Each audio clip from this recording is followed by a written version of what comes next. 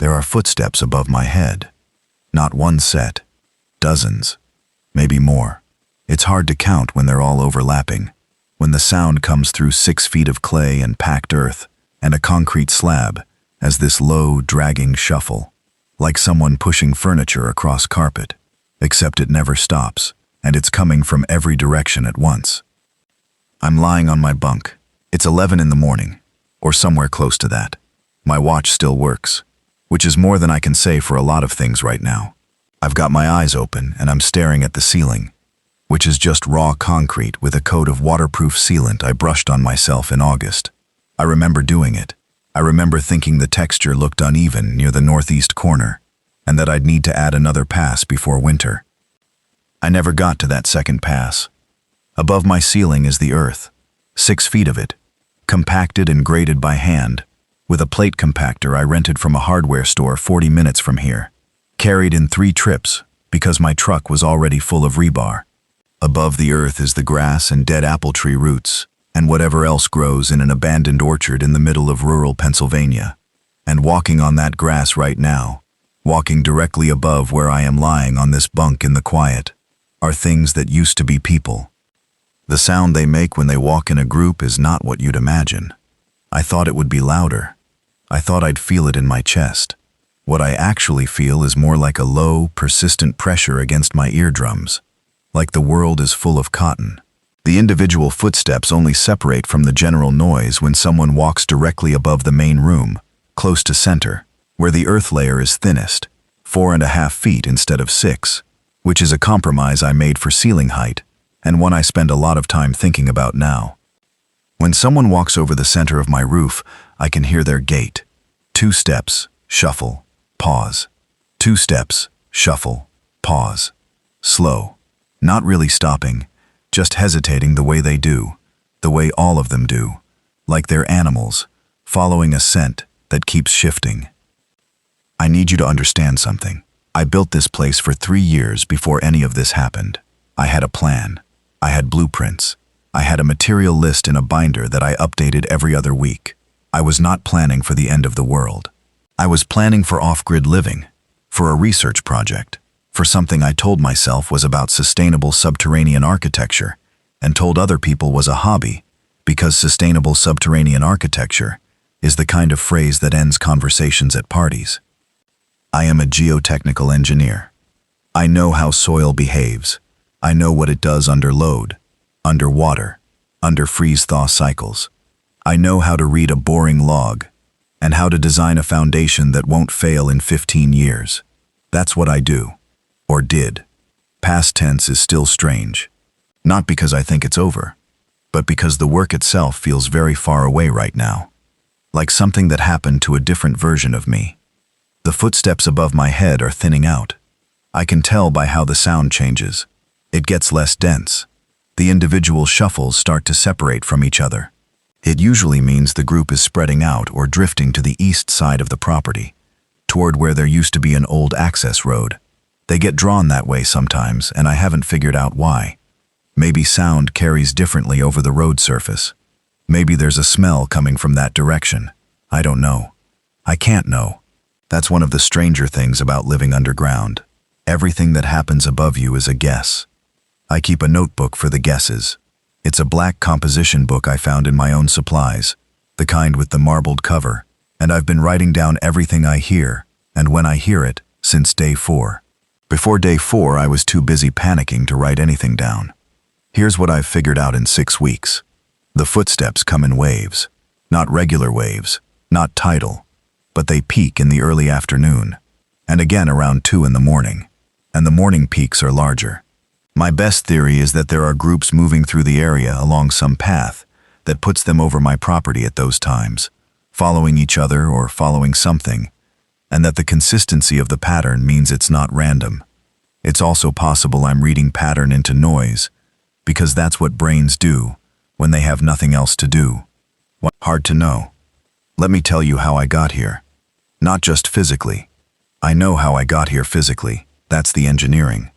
But how a person ends up lying in a concrete room 6 feet underground, listening to dead people walk around above them, and thinking, okay, this is manageable.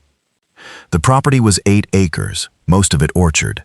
Apple trees, maybe 70 or 80 of them, planted probably in the 50s based on the girth of the trunks, and all of them in varying states of neglect by the time the county listed it at auction. The farmhouse that used to sit on the northeast corner had burned down sometime in the late 90s. I found the foundation when I walked the site the first time, half hidden under 20 years of blackberry vine. The land had been passed through an estate twice without anyone wanting to pay taxes on it, and eventually it came up at a tax sale for a price that made me drive out from Philadelphia on a Tuesday morning to look at it before I told myself I was doing something rational. I paid $62,000 for 8 acres of dead orchard and a burned foundation. My mother, when I told her, said, "Calvin, you need to be checked by a professional." And I laughed, and she didn't, and we let it sit there for a minute. My name is Calvin Whitfield. Most people call me Cal. I'm 38 years old and I have been a geotechnical engineer for 14 years, 11 of which were spent at a consulting firm in Philadelphia, doing boring reports and site assessments for commercial developers. I am the kind of person who calculates load-bearing capacity for recreational purposes. I have a subscription to 2 geotechnical journals, and I have read all of them. I am not saying this to establish some kind of credential. I'm saying it because the underground house was not an eccentric project that spiraled out of control. It was a technically precise eccentric project that spiraled out of control. There's a difference, probably. The idea started in 2021. I was doing a site assessment for a residential development outside Lancaster. A routine job: walk the soil, take samples, write the boring log, repeat forever. And about halfway through, I hit something unexpected. An old root cellar. Completely intact, built sometime in the 1880s based on the stonework, with a timber frame inside that was still structurally sound. It was maybe 10 by 12 feet, barely more than a room, but it was 6 feet underground, and it was dry, and it was cool. In August, and I sat in it on a bucket for about 15 minutes before I figured out I needed to leave. I thought about that root cellar for 6 months.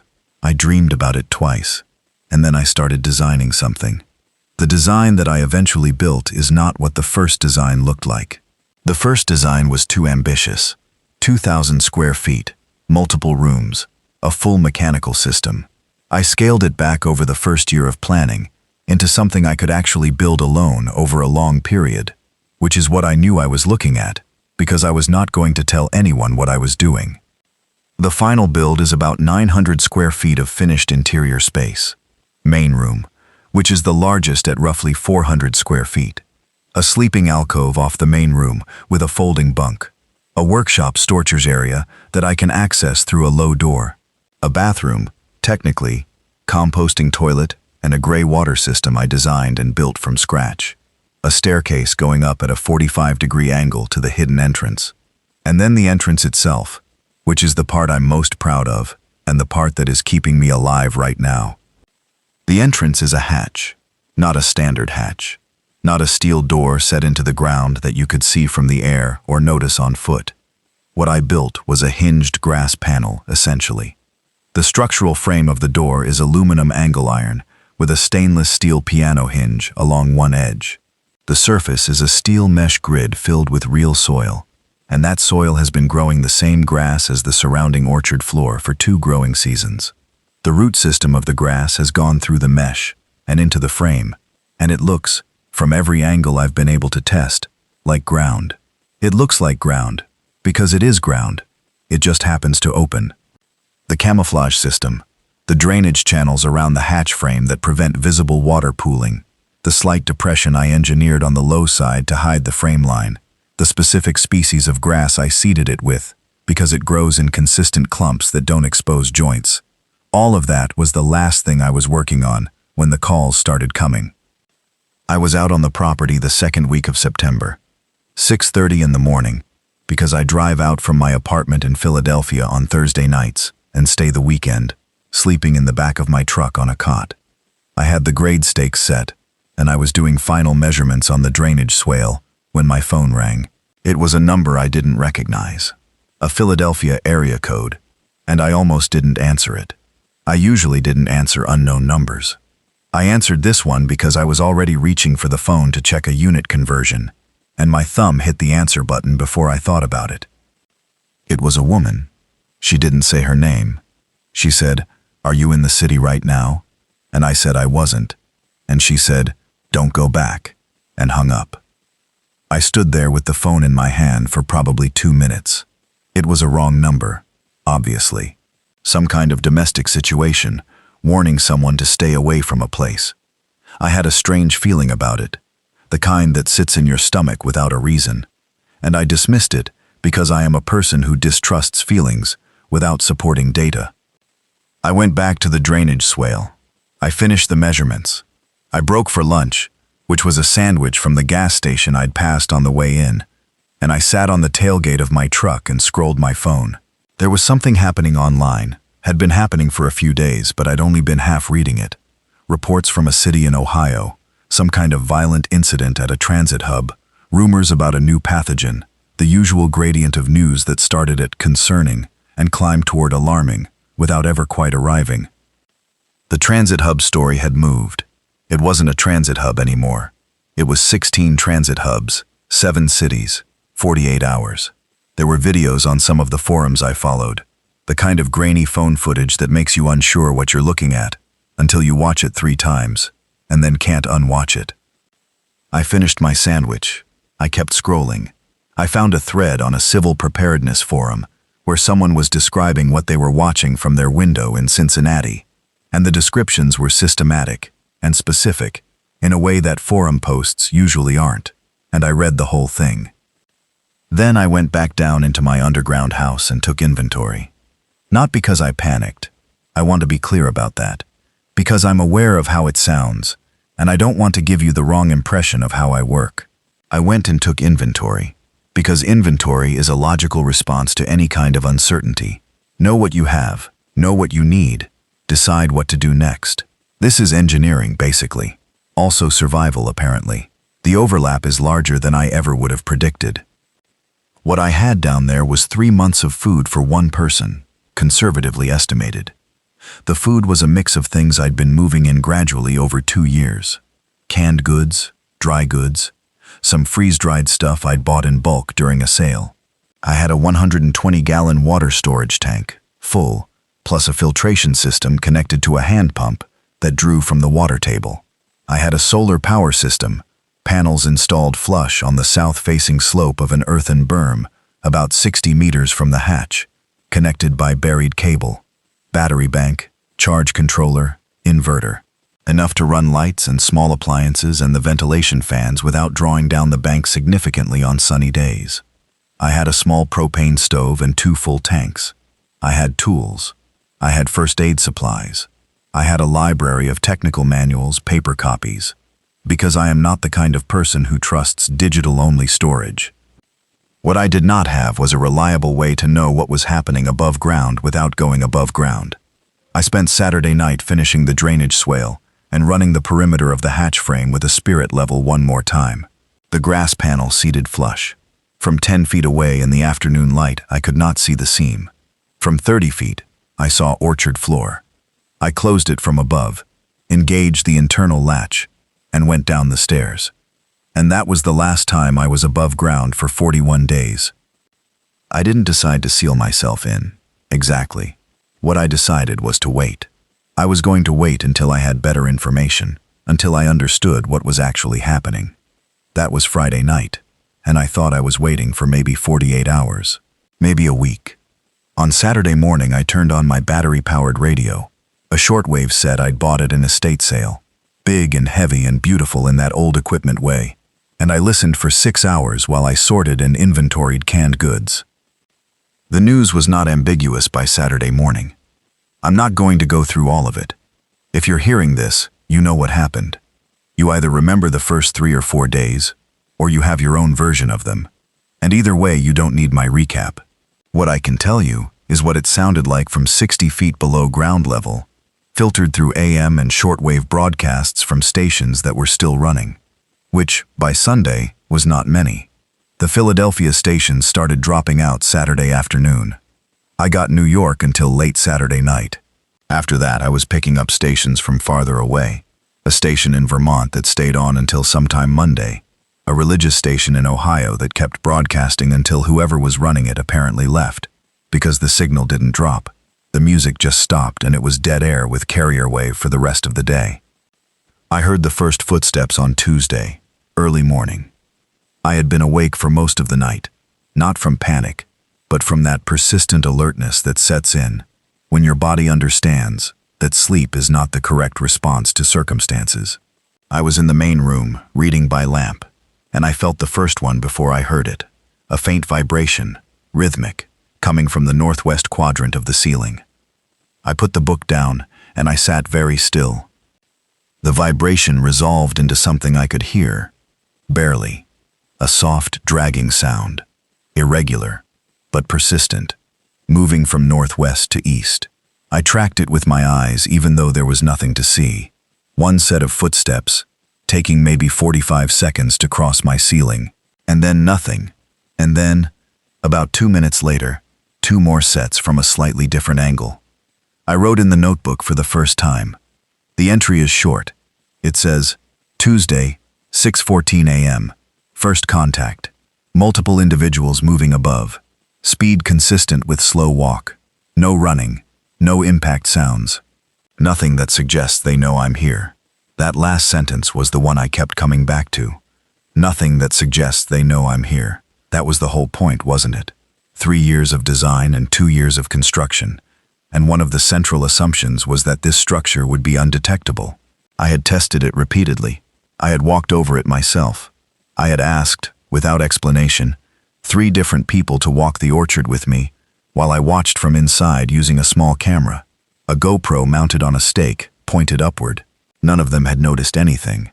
One of them stepped directly on the hatch frame and said the ground felt a little firm, and then moved on. The invisible house was invisible. I'd known it intellectually.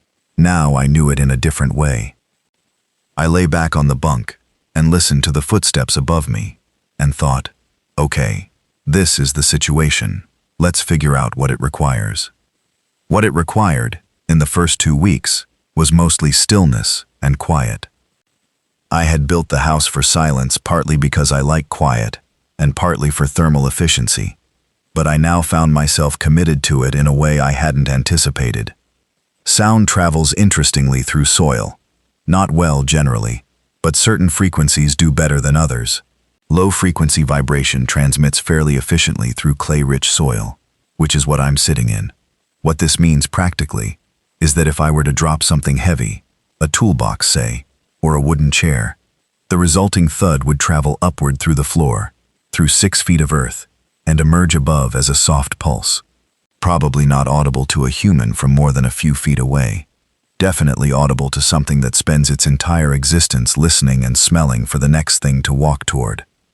I don't know for certain that they can detect sounds from underground. I have no way to test that, without accepting an enormous downside risk. So I treat it as a given that they can, and I am very, very quiet. The first week was about establishing a routine, because routine is the only thing standing between you and the particular kind of mental unraveling that comes from being alone in a small, dark space with no external input. I know this professionally. It comes up in underground mining psychology, in subsea operations, in long-duration confined work. Human beings are not designed for constant sameness. They need variation, problem-solving, physical movement, social contact. I could give myself 3 of those 4, and the 4th one I was going to have to get over. My routine, by the end of week 1, wake at 7, check battery bank levels, check ventilation fans are running, drink water, eat something, read for 2 hours. I had a reasonable library, mostly technical, but some fiction, including 3 Cormac McCarthy novels I'd never gotten to, and which turned out to be spectacularly bad reading for the current circumstances. Write in the notebook.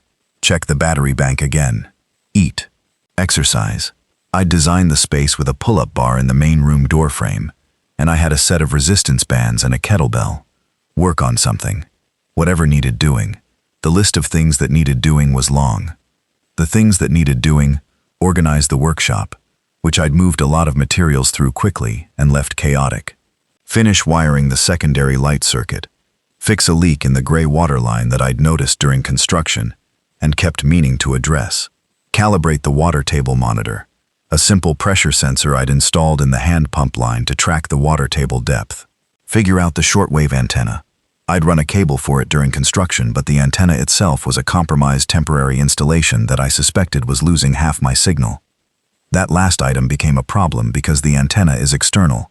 It's buried in the ground for most of its length, which is fine, but the radiating element comes up to about 6 inches below the surface, in a spot 20 meters from the hatch, inside a PVC sleeve, and to adjust it I'd need to go outside. I was not going outside in week 1. I was not going outside in week 2 either, and I will tell you why in a moment. What I did instead was sit in the main room in the evenings. After the light schedule I'd put myself on, said it was time to bring the overhead lights down and use the small reading lamp, and I read, and I listened to the shortwave, and I listened to the ceiling.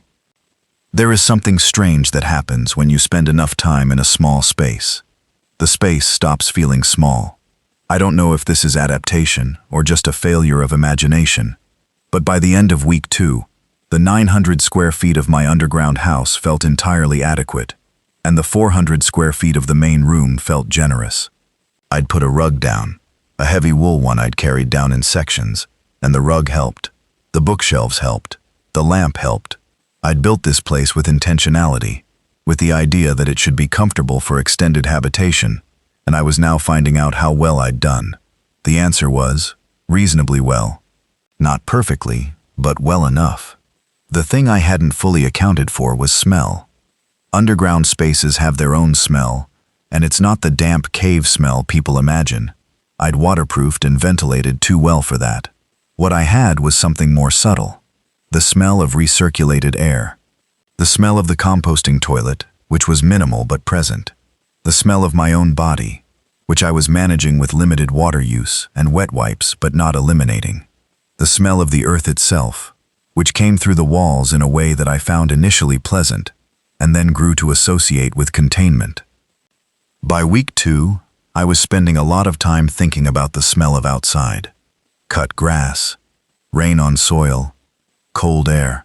I'd think about it for extended periods, which is either a coping mechanism or the beginning of something I didn't want to examine too closely. The footsteps above continued. I got better at reading them. Better at guessing, I should say, since reading implies more accuracy than I actually had.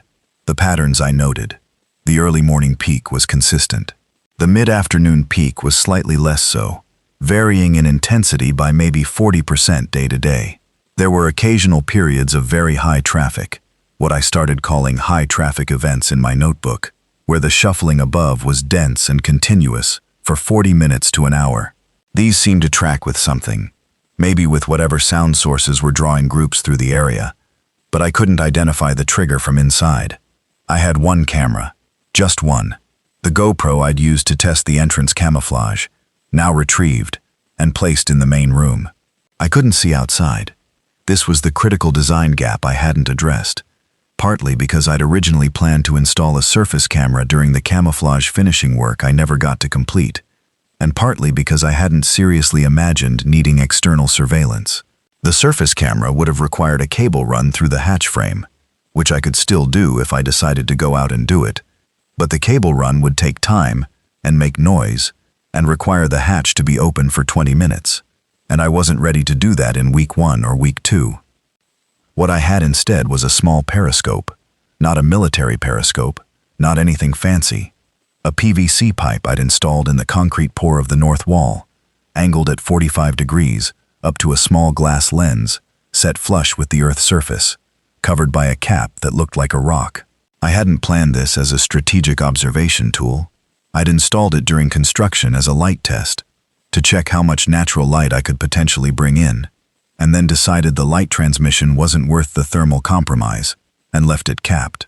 But it was there, and on day 11, when I decided I could not stand not knowing what was above me for another day, I uncapped the interior end and looked through it. The field of view is about 8 inches diameter at ground level, focused on a patch of orchard floor, about 2 meters from the center of my roof. It's not wide angle. It sees what it sees, which is a circle of dead grass and old apple tree roots. and whatever else happens to be in that specific circle at that specific moment. What was in the circle when I first looked through was a pair of feet. My heart rate, which I was tracking with a pulse oximeter I'd thought to include in my medical supplies, went from 62 to 97 in what felt like about half a second. The feet were in shoes, work boots, lace-up, the kind with a steel toe cap, though I couldn't see the toe from this angle. They were standing still, maybe a foot from the edge of my view, facing roughly south. Standing still, not moving, just standing, and I watched them for maybe 30 seconds before they started moving again. Southwest, slow, 2 steps, and then that characteristic pause. I watched through the periscope for 2 more hours that day. In that time I saw 5 pairs of feet, all wearing shoes or boots in various states of damage. One person, or what used to be a person, was wearing only one shoe, the other foot wrapped in what might have been a plastic bag. The gait on all of them was the same dragging shuffle I'd been hearing from inside. But seeing it was different. Seeing the foot barely lift, the leg dragging forward from the hip, the way the boot sole scraped rather than struck the ground. That was different. Quieter than I expected, actually, when I had visual context for the sound. None of them looked down. None of them did anything that suggested awareness of what was beneath the surface. They walked in rough lines, loosely clustered, drifting with the same aimless directional bias I'd been noting in the sound patterns. I watched a group of 4 pass through my view over a span of about 15 minutes, spaced irregularly, moving generally east. I wrote up my observations that night. 3 pages of notes: gait analysis, spacing, visual behavior. I underlined the thing about foot-to-ground contact being quieter than sound analysis alone suggested, because it had implications for how much noise I actually needed to worry about above my head. Then I put the notebook down and sat with the lamp off for a while and tried to figure out what I actually felt about what I'd seen. What I felt, mostly, was tired. Not the tired from lack of sleep, though I wasn't sleeping great. Just tired. The particular exhaustion of understanding something you don't want to understand. I'd known, obviously, in an abstract sense, what was happening. The radio broadcasts had made it clear. The footsteps had confirmed it. But seeing the feet through the periscope, seeing the destroyed, reflexive, mindless movement of people who were now something else, that pushed it from abstract to actual in a way that sat differently. I gave myself 40 minutes to sit with that. Then I turned the lamp back on and picked up the notebook. I had work to do. Here is what I learned about surviving underground in the first month, in roughly the order I learned it. The ventilation is everything. Everything. I cannot overstate this. Underground spaces without adequate fresh air exchange will kill you as surely as anything outside will, just slower. My ventilation system used 2 buried PVC pipes, 4-inch diameter, running from filtered inlet vents on the surface to a small fan unit in the mechanical closet of the structure. The inlets were disguised, one behind a dead apple tree's root ball at the north edge of the property, one in the raised earthen berm near the solar array. The system moved about 80 cubic feet per minute of fresh air when both fans were running, which was calculated to be sufficient for 2 people occupying the space continuously. For one person, this was more than adequate, theoretically. In practice, the fans ran on electricity from my solar battery bank, and the battery bank ran on solar panels, and the solar panels depended on sunlight, and October in Pennsylvania is not generous with sunlight. By week 3, I was monitoring battery levels twice a day and making decisions about which systems to prioritize based on the state of charge. Lights could run dim, the water pump could run manually. The ventilation fans could not be shut off for long periods without the air growing thick. I did shut them off once, on a day in week 4 when the battery bank had dropped to 40% and I needed to preserve charge. I shut off the fans and ran the lights at minimum and lay in the bunk and waited. 2 hours later, the air was noticeably stale. I could feel it as a slight headache, a heaviness in my chest. I turned the fans back on. The batteries recovered overnight as clouds partially cleared. After that, I started thinking about a backup option. What I came up with was a foot-powered bellows, a simple mechanism I built over 2 days from materials in the workshop. It pulled from the inlet pipe directly. bypassing the fan, and could be operated by someone sitting on the floor pressing a pedal every few seconds. Not efficient, not comfortable for more than an hour, but functional. In a power failure, I could maintain minimum air exchange manually. The composting toilet was the second thing I learned about. Specifically, I learned that my understanding of composting toilet maintenance, while technically accurate, had been somewhat optimistic regarding odor. The system worked as designed. The smell was manageable. But manageable and pleasant are not the same thing. And by week 3, the bathroom alcove had developed a presence that extended into the main room during warm periods. I added a layer of the dry material, wood shavings, which I had in a large bin, and adjusted the aeration rate, and it improved. The smell of the main room shifted from underground space to underground space with a faint organic quality that I am going to stop noticing any day now. I did eventually stop noticing it. The food was straightforward. I'd planned well. I had enough calories for 3 months at my normal intake, which I immediately reduced to about 70% of normal because I wasn't moving much and didn't need as much. 3 months became 4 months at that rate. I ate deliberately, not pleasurably. I made myself eat on a schedule and eat what was on the schedule rather than whatever sounded good. Variety was limited. By week 3, the anticipation of meals was mainly about hunger rather than food. That was actually fine. Simpler. The boredom was not simple. I want to be accurate about this, because I think people outside of extended isolation often underestimate how specifically crushing boredom is. Not in a dramatic, losing my mind way, at least not at first. What it actually feels like is a slow deflation. Things that occupied you fully in the first week occupy you less in the second. And by the third week, you have to work to maintain engagement with anything. The books I'd brought were read. I started rereading them and found that rereading Cormac McCarthy in my situation was doing things to my mood that I needed to be careful about. I switched to technical manuals. I know that sounds grim, but it helped. Reading about soil mechanics and deep foundation design and earth pressure calculations was familiar and specific and required concentration, and those were exactly the qualities I needed from reading material. I started annotating the manuals. I started writing hypothetical project notes in a separate section of the notebook, designing things I'd never build, running calculations. I designed a small-bore horizontal drainage tunnel, in detail, from intake to outlet, just to be doing it. The numbers worked out to something that was probably buildable, and I spent 3 evenings finishing the calculation set. That was a good 3 evenings. The psychological difficulty that I hadn't anticipated was not the boredom and not the isolation, specifically. It was the uncertainty. I had no way to know what was happening above. I had the periscope with its limited field of view, and I had my sound observations. And I had the shortwave radio, which by week 2 was mostly static and religious programming, and one station I could sometimes pick up from somewhere in the American South that was playing country music non-stop, without any breaks for news or announcements, just song after song. And I found this both deeply comforting and slightly unnerving, because it suggested either that someone was deliberately running a music loop, or that the broadcast automation was just running without anyone there. I didn't know if the outbreak was contained. I didn't know if it had spread to the whole country or the whole world.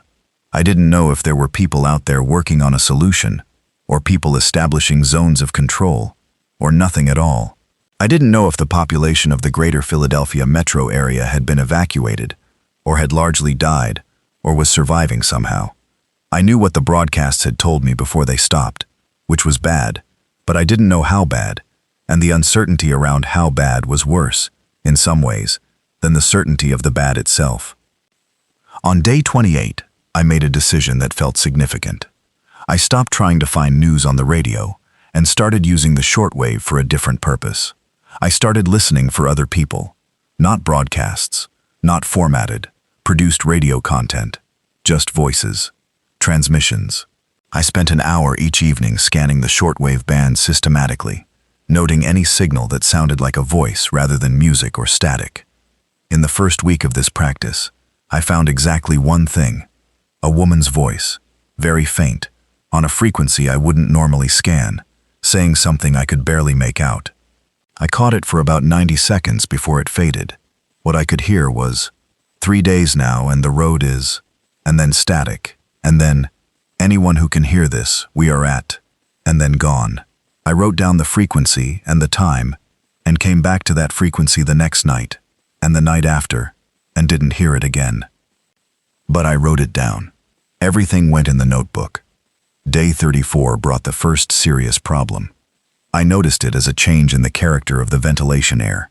Not the volume, not the temperature, but something in the quality of it. A faint, damp quality that hadn't been there before. By the afternoon of day 34, it was more pronounced.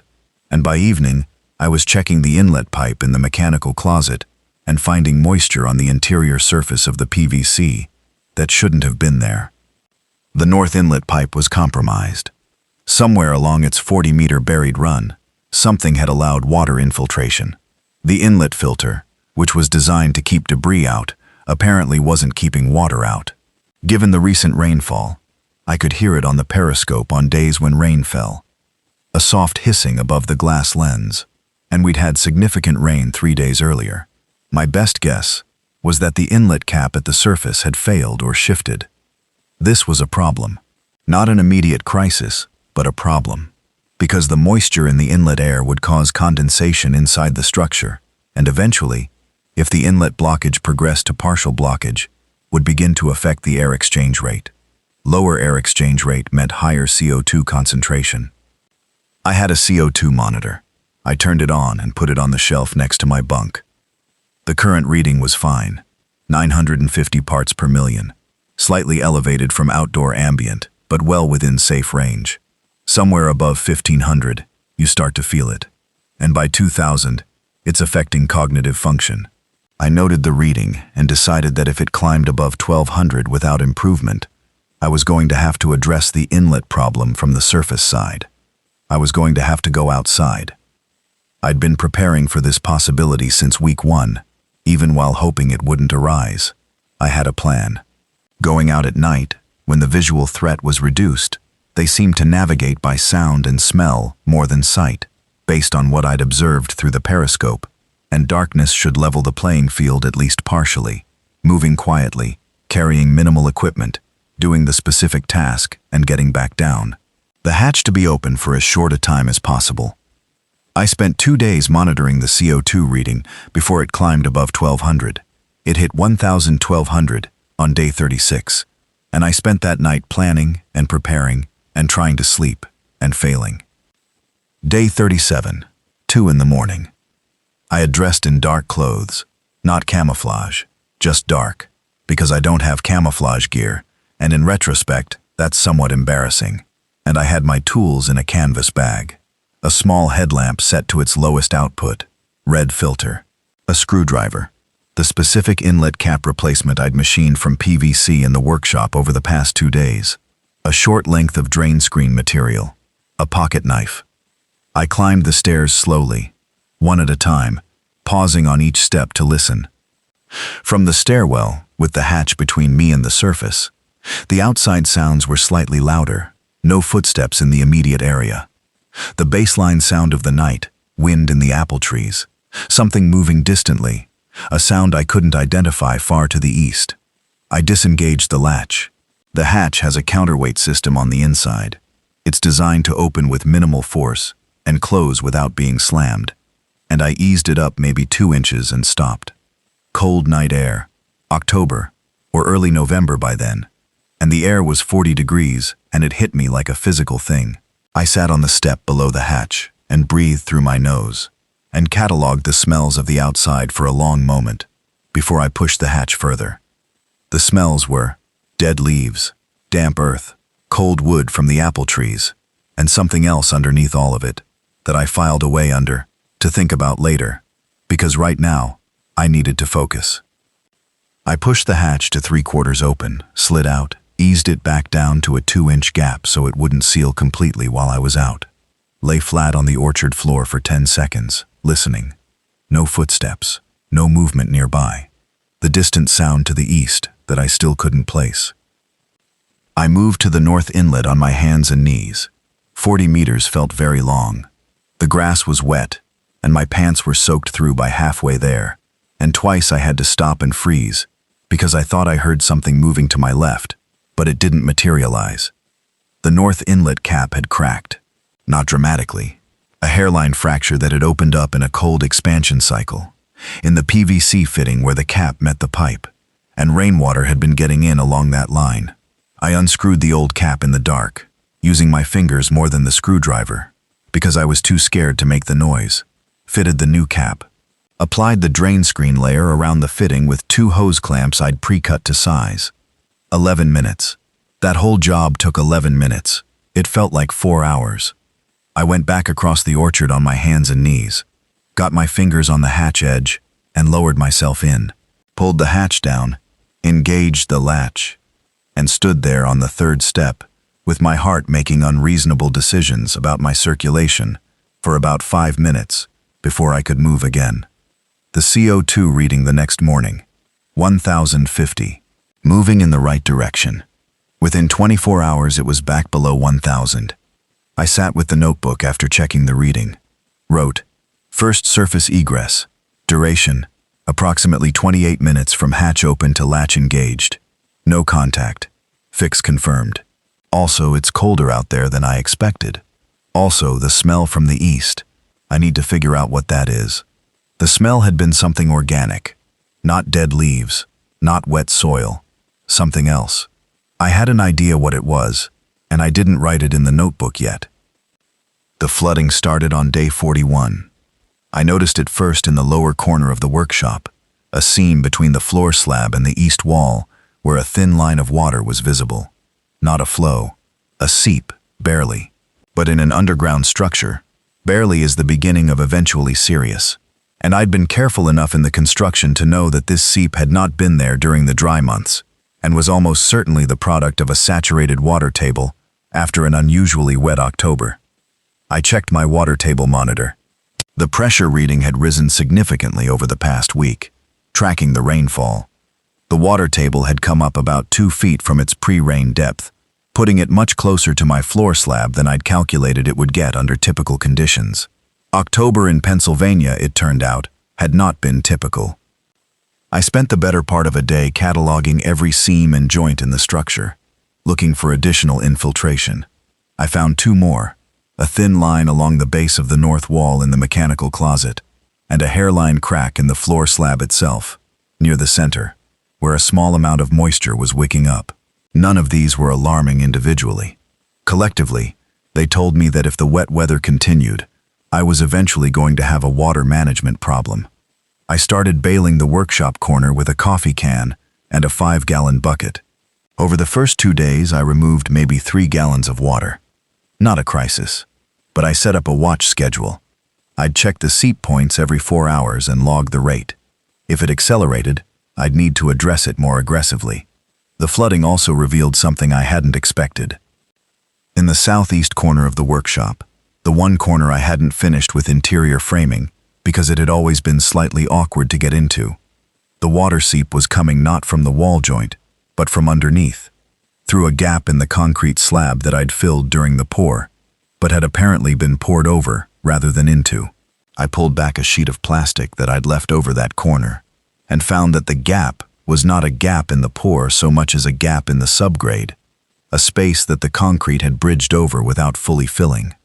And in that space, when I put my headlamp into it, I could see that it wasn't just a void, it was the top of something. Something that had been there before I built anything. It took me 3 more days to excavate enough to understand what I was looking at. It was a tunnel, old, masonry-lined, maybe 4 feet in diameter, too small to stand in, big enough to crawl through, running roughly south from under my workshop floor. The masonry was brick, not concrete, laid dry in an arch, the kind of work that puts it somewhere in the mid-20th century. The bricks were damp but intact. The tunnel, as far as I could see with my headlamp from the opening, extended into the darkness for a considerable distance before the lamp's reach gave out. I sat with this for a while. This was my property. I had done a geotechnical investigation before purchasing it. I am literally a geotechnical engineer. I was not going to buy 8 acres without boring logs. I had drilled 6 test holes, Not one of them had hit this tunnel. The tunnel was old enough that it had likely been backfilled or forgotten in survey records, and it ran perpendicular to my boring alignments.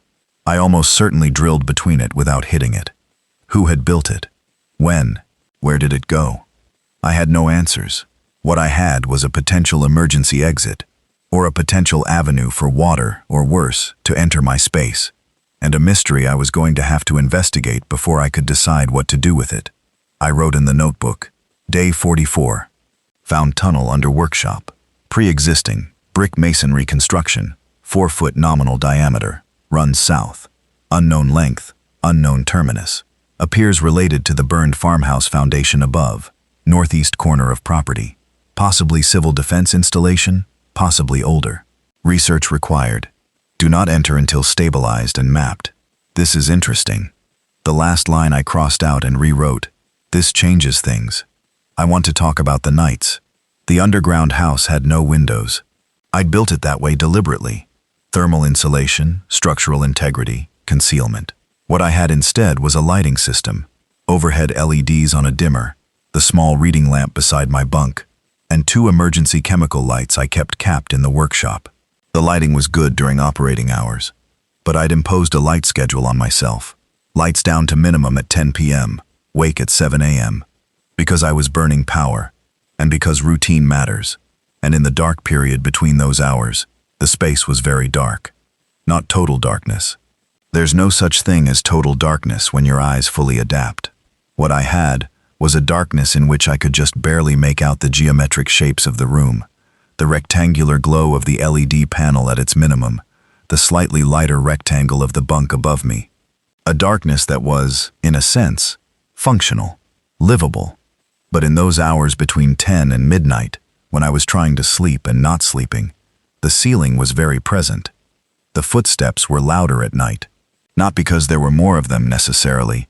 The patterns didn't obviously support that, but because the baseline background sounds were lower, and so each individual footstep registered more clearly in the relative quiet. I'd lie on the bunk and listen to the ones passing directly above my room and track them, the way you might track the movement of a car outside your window when you're trying to sleep.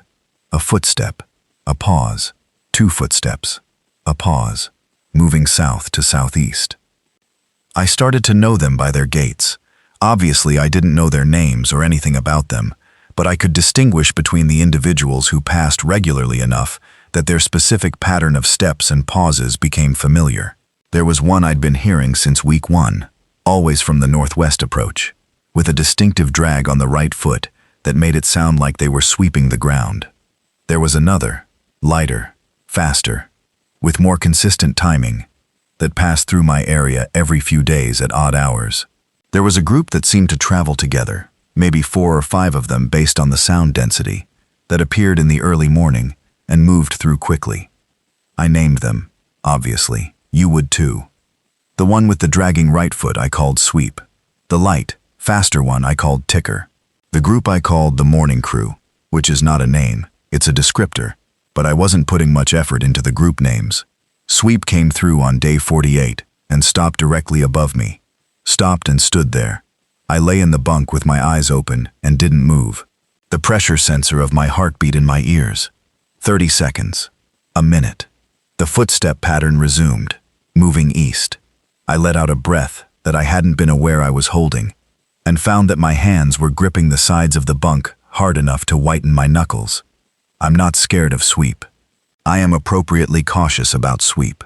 The distinction matters, in a way that I have to keep reminding myself of, because the moment this tips from appropriate caution into fear is the moment my decision-making starts degrading. After Sweep left, I wrote for an hour in the notebook, not survival notes. Just wrote. The kind of writing that doesn't have a category. Wrote about my apartment in Philadelphia, which I'd shared for 6 years, with nobody in particular except a cat named Rutherford, who died the winter before all this, and who I had not properly grieved at the time. Wrote about the project, the years of work. Wrote about whether the person I'd become while spending 3 years building a secret underground house was a person who was well suited to what the underground house was now required to do, or whether there was a gap between those two things that I was not yet seeing clearly. The conclusion I came to probably a gap. Some of it useful, the technical competence, the capacity for extended solitude work, the instinct to inventory and plan. Some of it less useful, the tendency to treat problems as engineering problems when they were actually emotional problems, the habit of deferring social complexity indefinitely, the inability to ask for help. The asking for help one, I filed under less immediately relevant given current circumstances. On day 53, I climbed back above ground for the second time. This trip was not compelled by a maintenance failure. I went out because I had been underground for 53 days, and my relationship with rational decision-making was starting to fray in ways I needed to address. And the way I needed to address them was to go outside and confirm that the world was real and that I was in it. I went at 2 in the morning. Same preparations as before. Dark clothes, minimal gear, headlamp on red. But this time, I also brought the notebook and a pencil, because I was going to use the periscope's orientation and my sound mapping data to try to confirm what was actually happening on the surface. The hatch opened into a night that was colder than day 37. November proper by then, and the air was sharp, 30 degrees maybe, with a clarity that you only get when the sky is fully clear. Stars visible above the dead apple trees, which I saw first, a net of light through bare branches, and I just lay there on the grass for probably 60 seconds, looking up at them, before I could make myself focus. The smells, same cold earth and dead leaves, and the other smell, the one from the east, was still there, and now I had more air exposure and more oxygen in my bloodstream, and I could be certain about what it was. Decay. The wide, flat, outdoor smell of organic material, decomposing in quantity, carried on the east wind. Something big, somewhere east of the property. I spent 40 minutes on the surface that night. I crawled to the north edge of the orchard, which gave me a partial view through a gap in the tree line at the road. The road was empty but not clean. I could see, in the starlight, that there were shapes on the road surface and on the shoulder, some of them moving very slowly, some of them stationary. I watched long enough to confirm the stationary ones were not living things.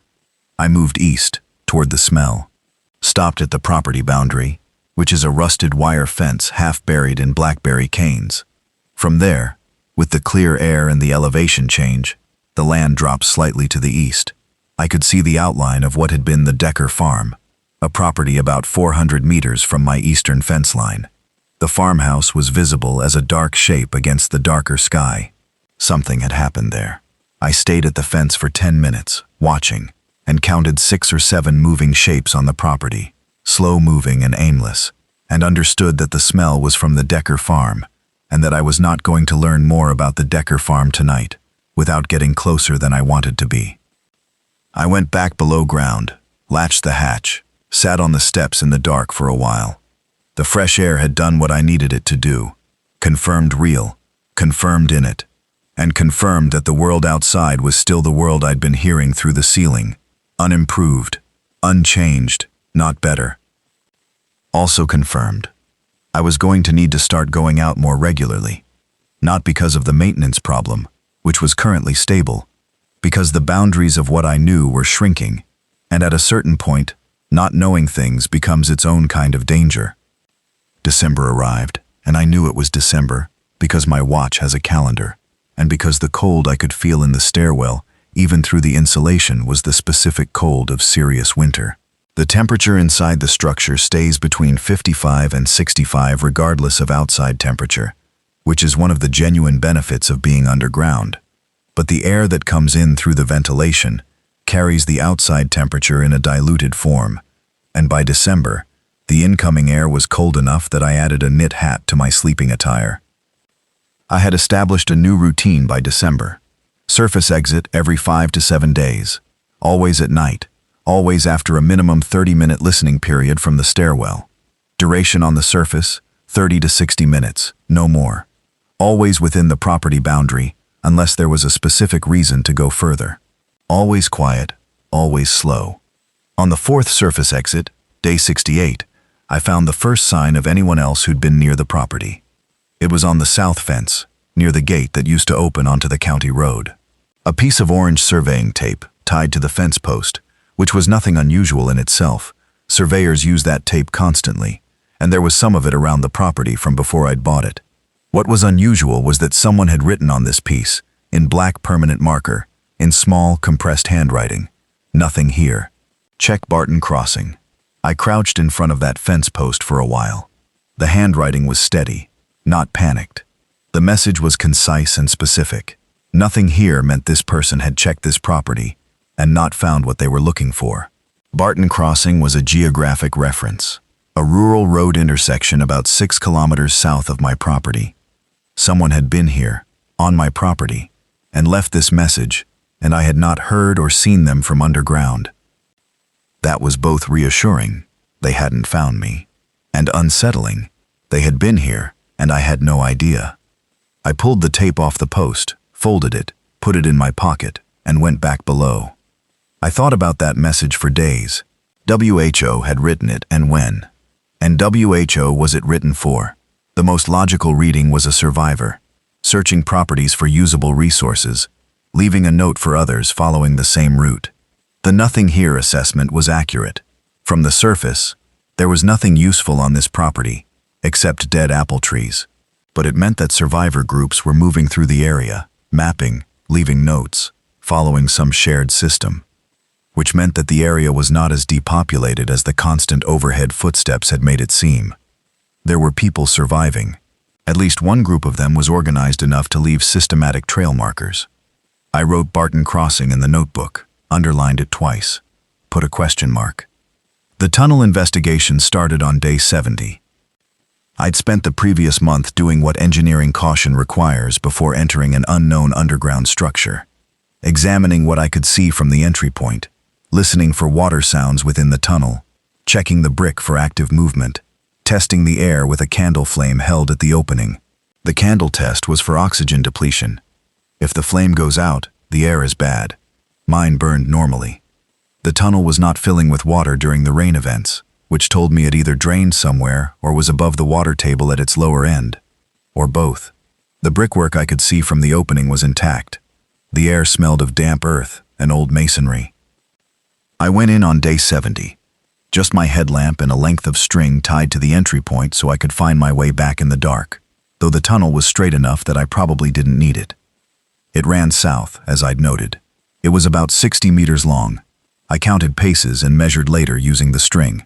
At the far end was a T-junction, a branch going east and a branch going west, with a slightly larger chamber at the intersection where someone had installed, or someone had found and used, a wooden bench, rough cut from what looked like pallet lumber, and beside the bench, a small metal box, the kind used for storing tools or documents, painted olive green, lid closed. I sat down on the bench and stared at the box for a minute. It was an old box. The paint was faded and the lid had surface rust along the seam. Someone had put it here. Someone had either built this tunnel or found this tunnel, and they had put a box in the junction room and left it. I opened the box. Inside, 4 things. A folded piece of oilcloth wrapped around a metal tube, the kind used to store rolled documents. A compass, military style. A folded paper, handwritten, sealed with a piece of electrical tape that had dried and lost its stick. A single photograph, black and white, of a farmhouse I didn't recognize. A man standing in front of it squinting at the camera, hands in his jacket pockets. I opened the folded paper first, carefully, because the tape was dry and the paper felt old. It was a letter. The handwriting was small and neat. The date at the top, June 12, 1987. The letter said, "If you have found this, you are either me, in which case I know what you're looking for, or you are someone else, in which case you are in my tunnel, and I would appreciate it if you would leave everything as you found it. I have built this tunnel system beneath the Whitlock property for personal reasons that I do not intend to explain to a stranger. The east branch runs 80 meters to a sealed exit in the creek bank. The west branch runs 40 meters to a dead end I intend to extend later. The ventilation for the main chamber is the 2-inch galvanized pipe in the north wall. Do not block it. The metal tube contains maps. If you are using these maps without my permission, I hope they serve you well, because I clearly no longer need them." There was no signature, just the date and the text. I held the letter for a while. 1987. 38 years before I bought this property. Before the farmhouse burned down. Before the land passed through estate sales and tax sales. Someone had built a tunnel system under this property in or before 1987. Mapped it. Left this box. And at some point stopped coming here, or died. The photograph was of the farmhouse that had burned. I recognized the outline from the foundation I'd found when I first walked the property. The man in the photograph was middle-aged, wearing work clothes, not smiling. Just standing there in front of his farmhouse looking at whoever was taking the picture with an expression I couldn't read. Neutral. Tired, maybe. I opened the metal tube and extracted the maps. They were hand-drawn, precise, to scale. I could verify the scale because I had the actual dimensions from walking the tunnel. The man who'd drawn these knew what he was doing. The maps showed not just the tunnel I'd already found, but an additional branch running east and a terminus in the creek bank that matched what the letter described. The maps showed the main chamber. They showed my property, labeled Whitlock Farm, from above, marking the farmhouse location, the orchard, the old well. They did not show my structure, obviously. My structure had not existed in 1987, but the tunnel infrastructure was here before I was, built by someone who had the same general instinct I did, and had acted on it decades earlier. I sat in that junction room and thought about the man in the photograph, and where he'd gone, and whether his tunnel had served him for anything, and I felt something I wasn't expecting. Not grief exactly, but adjacent to it. Like finding evidence of a conversation someone had had with a problem that you thought only you had thought about. I took everything from the box except the photograph. I left the photograph on the bench. Then I went back through the tunnel to my workshop, sat down on the floor, and started reading the maps. By mid-December, with the maps, I had a significantly improved picture of what I was working with. The east branch of the tunnel ran to the creek bank, which is about 100 meters east of the property boundary, accessible through a drainage culvert on the far side, and put me within a half-kilometer of the Decker farm with a completely concealed approach route. The west branch dead-ended 40 meters out, as the letter said, in what appeared to be a dirt face that had been troweled smooth at some point and left. The west end was a project for later. The east branch was immediately useful. I explored the east branch on day 78. It was in worse condition than the south trunk. Several of the brick arch courses had partially collapsed inward, reducing the clearance to maybe 2.5 feet in two places, and there was standing water in a low section that I had to crawl through.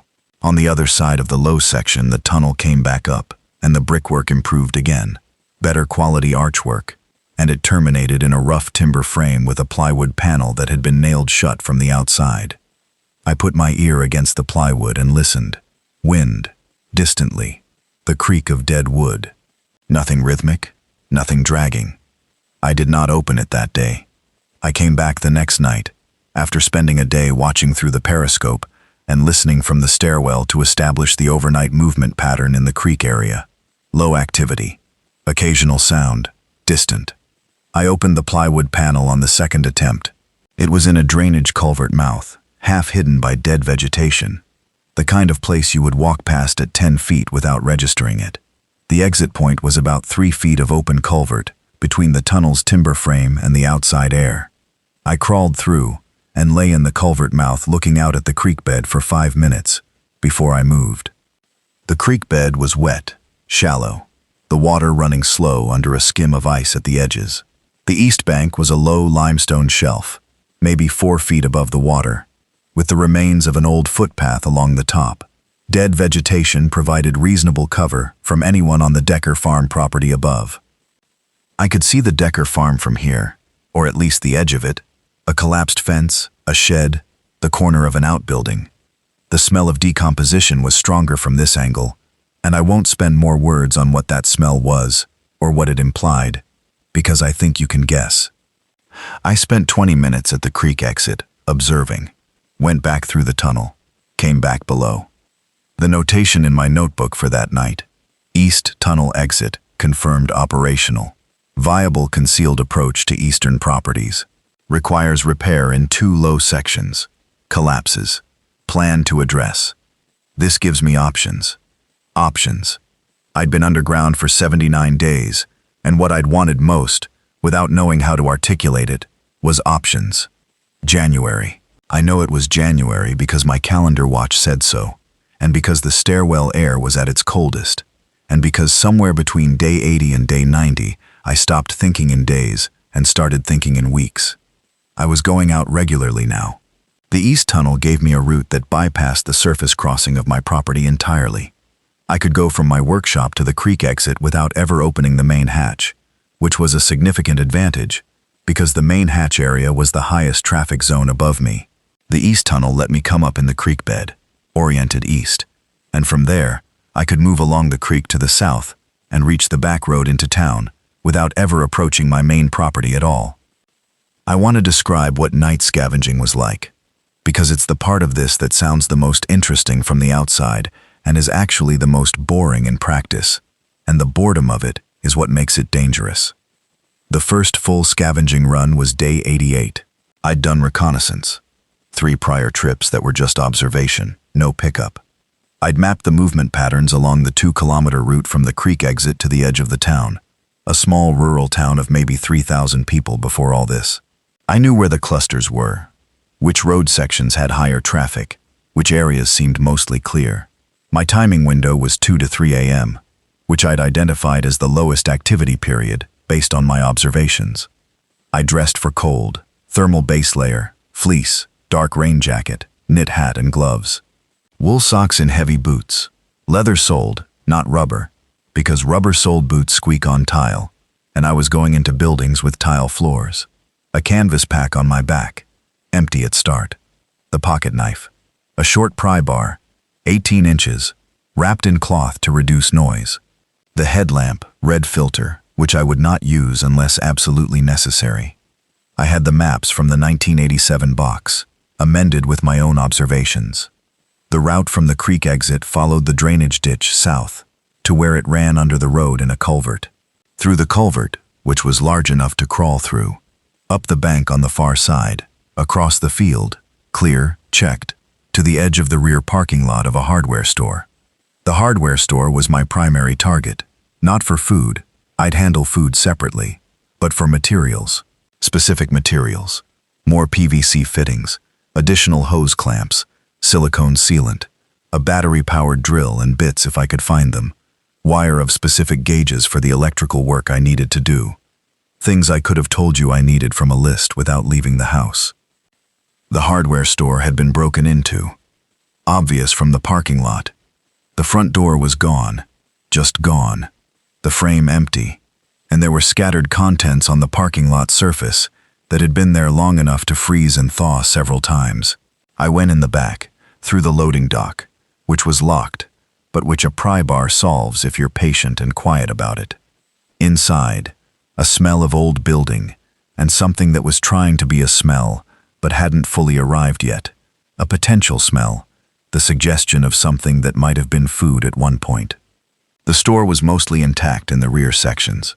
The front section, near the missing door, had been significantly picked over, the rope and cordage aisles stripped, the flashlight display empty, the first aid section completely bare. But the back half of the hardware store, the contractor section, was largely untouched, because most people raiding a hardware store in a crisis are not thinking about PVC fittings. I spent 40 minutes in the hardware store. I found everything on my list except the drill. They'd had 2, and both were gone. Display hooks empty. I substituted a hand-powered brace and bits, which is slower but quieter and doesn't need charging. Filled the pack. Added some additional finds to the pack because I was there, and might as well. A box of waterproof matches, a hand crank flashlight, a length of lamp cord. The checkout area near the front door. I heard something before I reached it, which is why I stopped 20 feet back and went still. A sound from outside the open door frame, close. The shuffle drag of a gate I'd been listening to from underground for months, unmistakable. I stood in the darkness in the middle of the contractor aisle and didn't move. They came in. Not in any purposeful way. The nearest one simply drifted through the open door frame, following the path of least resistance, the way they always do. Into the store, 4 or 5 steps, pausing. I was in the aisle to the right of the main path through the store, behind a shelving unit, and the light was poor. I had no light on, and the only illumination was whatever winter sky glow came through the missing front door, which was minimal. The one that had come in was moving slowly, sort of listing to the left, and it was moving toward the back of the store at an angle that would bring it into my aisle if it maintained direction. I had two options: move to a different position, which risked noise, or stay very still and wait. I stayed still. The thing about staying still when something is walking toward you and you cannot run is that the quality of your stillness becomes the only thing that matters. Every reflex toward movement has to be consciously overridden, and you have to do this while the object approaching you is doing something that registers in every primitive part of your brain as a direct threat. I'm not going to pretend this was a calm experience. It was not a calm experience. But I stayed still, and the one that had come in continued its drift through the store, passing my aisle at a distance of about 12 feet, and kept moving toward the back. Then it stopped. Stood there in the back section of the store. Just stood. I watched it from the shadow of the shelving unit for a long time. It didn't do anything. It stood with its back to me, and occasionally made a small motion, a shift of weight or a turn of the head. Not searching, not doing anything with intentionality, just present in the space. I gave it 20 minutes. Then, very slowly, I moved toward the loading dock door at the back of the store, keeping shelving units between me and it. The one in the back section didn't react to my movement. I got through the loading dock door. It had remained open from when I'd pried it, and out into the cold air, and stood against the rear wall of the building for 5 minutes, letting my heart rate come down. There was a second one outside the loading dock, maybe 30 feet to the right, moving along the back wall of an adjacent building. I watched it until it cleared the corner, then moved. Back through the field, through the culvert, along the drainage ditch, into the east tunnel, through the east tunnel, and into the workshop, where I set the pack down and sat on the floor and breathed for 5 minutes before I could be bothered to unpack anything. That was the first scavenging run. It was relatively uneventful by the standards of things that would come later. At the time, it felt like the longest night of my life. I made 6 more runs in January and into February. Each one taught me something. The map in my notebook got more detailed with each trip. Annotations in 3 different ink colors distinguishing movement patterns, high-risk zones, good approach angles. I was building a picture of the area, the way I'd build a site assessment for a project, systematically, with data, with updating assumptions. What the picture showed, the town was still occupied, in some sense. Not by survivors living openly. The buildings were all dark. The streets had the particular stillness of long abandonment. But there were clear signs of recent human activity. Doors that had been opened and closed in the recent past. Tracks in mud that were too deliberate for the heavy, dragging zombie gait. A building on the west side of the main road. A feed store that had boards nailed over its windows from the inside. Recent nail work, the wood still pale where it had been cut. Someone was using that feed store, or had been. I did a slow pass of the building on my 3rd January run, from across the road, and spent 20 minutes watching it. Dark inside, no movement visible, but the boards were inside nailed and the door, a steel side door, had a lock hasp that had been recently opened and closed based on the wear pattern on the paint around it. I didn't approach. I noted it and moved on. On the 5th run, late January, I found Pete's note. Pete's note was in a gas station, one of those small town ones with 2 pumps, and a store the size of a living room. I'd gone in for specific things, batteries and any remaining food. The food shelves were bare, picked over completely. The battery rack was 3/4 bare, but still had some packs.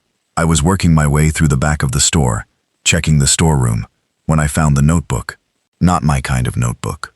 A wire spiral one, the cheap kind, lying on the shelf of the storeroom next to 3 cans of expired motor oil. It was open to a page.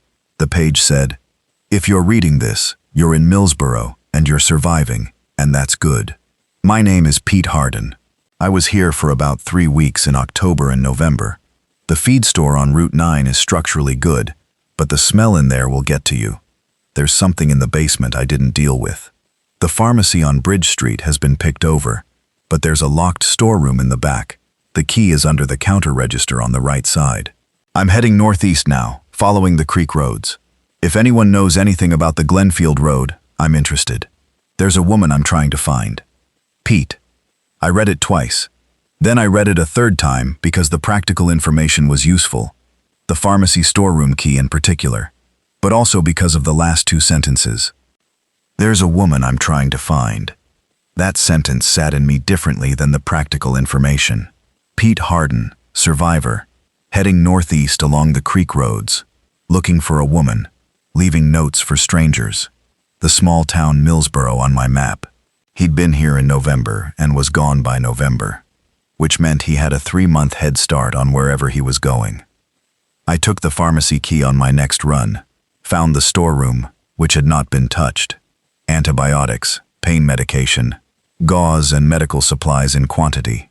I spent an hour in that storeroom in the dark, filling the pack methodically, making a catalog in my head of what was there so I could come back. I left a note on the storeroom shelf, beneath the register key I'd returned. Found your note. Key works.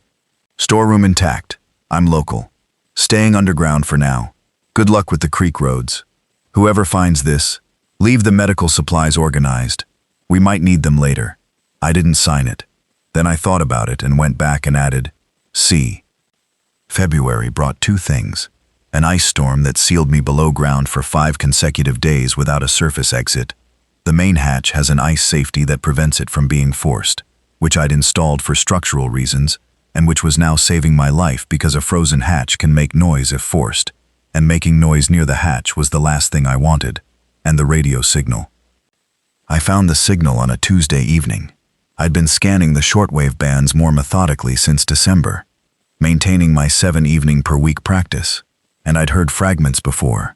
The woman's voice in November, a burst of what sounded like Morse code one night that didn't repeat, some possible voice traffic on a frequency I couldn't pin down consistently. This was different. This was a voice, clear enough to understand, on a frequency in the 40-meter band that I'd been checking regularly. I caught it mid-broadcast, which meant I'd been on the right frequency, but at the wrong time before. The voice was a woman. Not the same woman from November. Different cadence, different accent, this one more northeastern. She was saying, running on solar, and the panels are covered in ice, so we're at minimum power tonight, conserving. If anyone is on this frequency, we're at the Redwood facility on Laurel Hill Road, 12 miles north of Harton. We have 4 people, 2 of which need medical attention we are not equipped to provide. We are looking for anyone with medical training or medical supplies. We repeat this at 10 p.m. and 2 a.m. If you can hear this, please. And then a crackle of interference that ate the rest. I sat very still with the headphones on. Laurel Hill Road, north of Harton. Harton was 12 miles from me, which put this signal source at roughly 24 miles from my location, which was consistent with the signal strength. Receivable but not strong. The Redwood facility, that meant something to them but not to me. A facility of some kind. Maybe a camp, maybe a building, maybe something official. 4 people, 2 needing medical help. I had a storeroom full of medical supplies 12 miles away, accessible on foot with enough planning. I came back to the same frequency at 10 p.m. exactly. The broadcast repeated, essentially word for word, but I caught the full version this time, including the part that had been cut off. Please respond on this frequency, any time of day. We listen when we have power. We are trying to help, and we need help. I did not respond that night. I want to be clear that I thought carefully about this. The reasons to respond immediately. People needed medical help. I had supplies. Contact with other survivors would provide information and potentially support. The reasons not to respond immediately. I didn't know who these people were. I didn't know if the broadcast was genuine or if it was being used as bait by a survivor group looking for resources and willing to take them by force. I had seen enough during the January scavenging runs to know that desperation does specific things to people's behavior, and some of those things involve setting up a sympathetic radio broadcast and taking everything from whoever responds. I spent a week listening before I decided what to do. In that week, I caught the broadcast 8 more times. The script varied slightly. Some nights more detail about their food situation. One night a mention that they had managed to get one of the 2 injured people stabilized. Another night a mention that their fuel supply was low.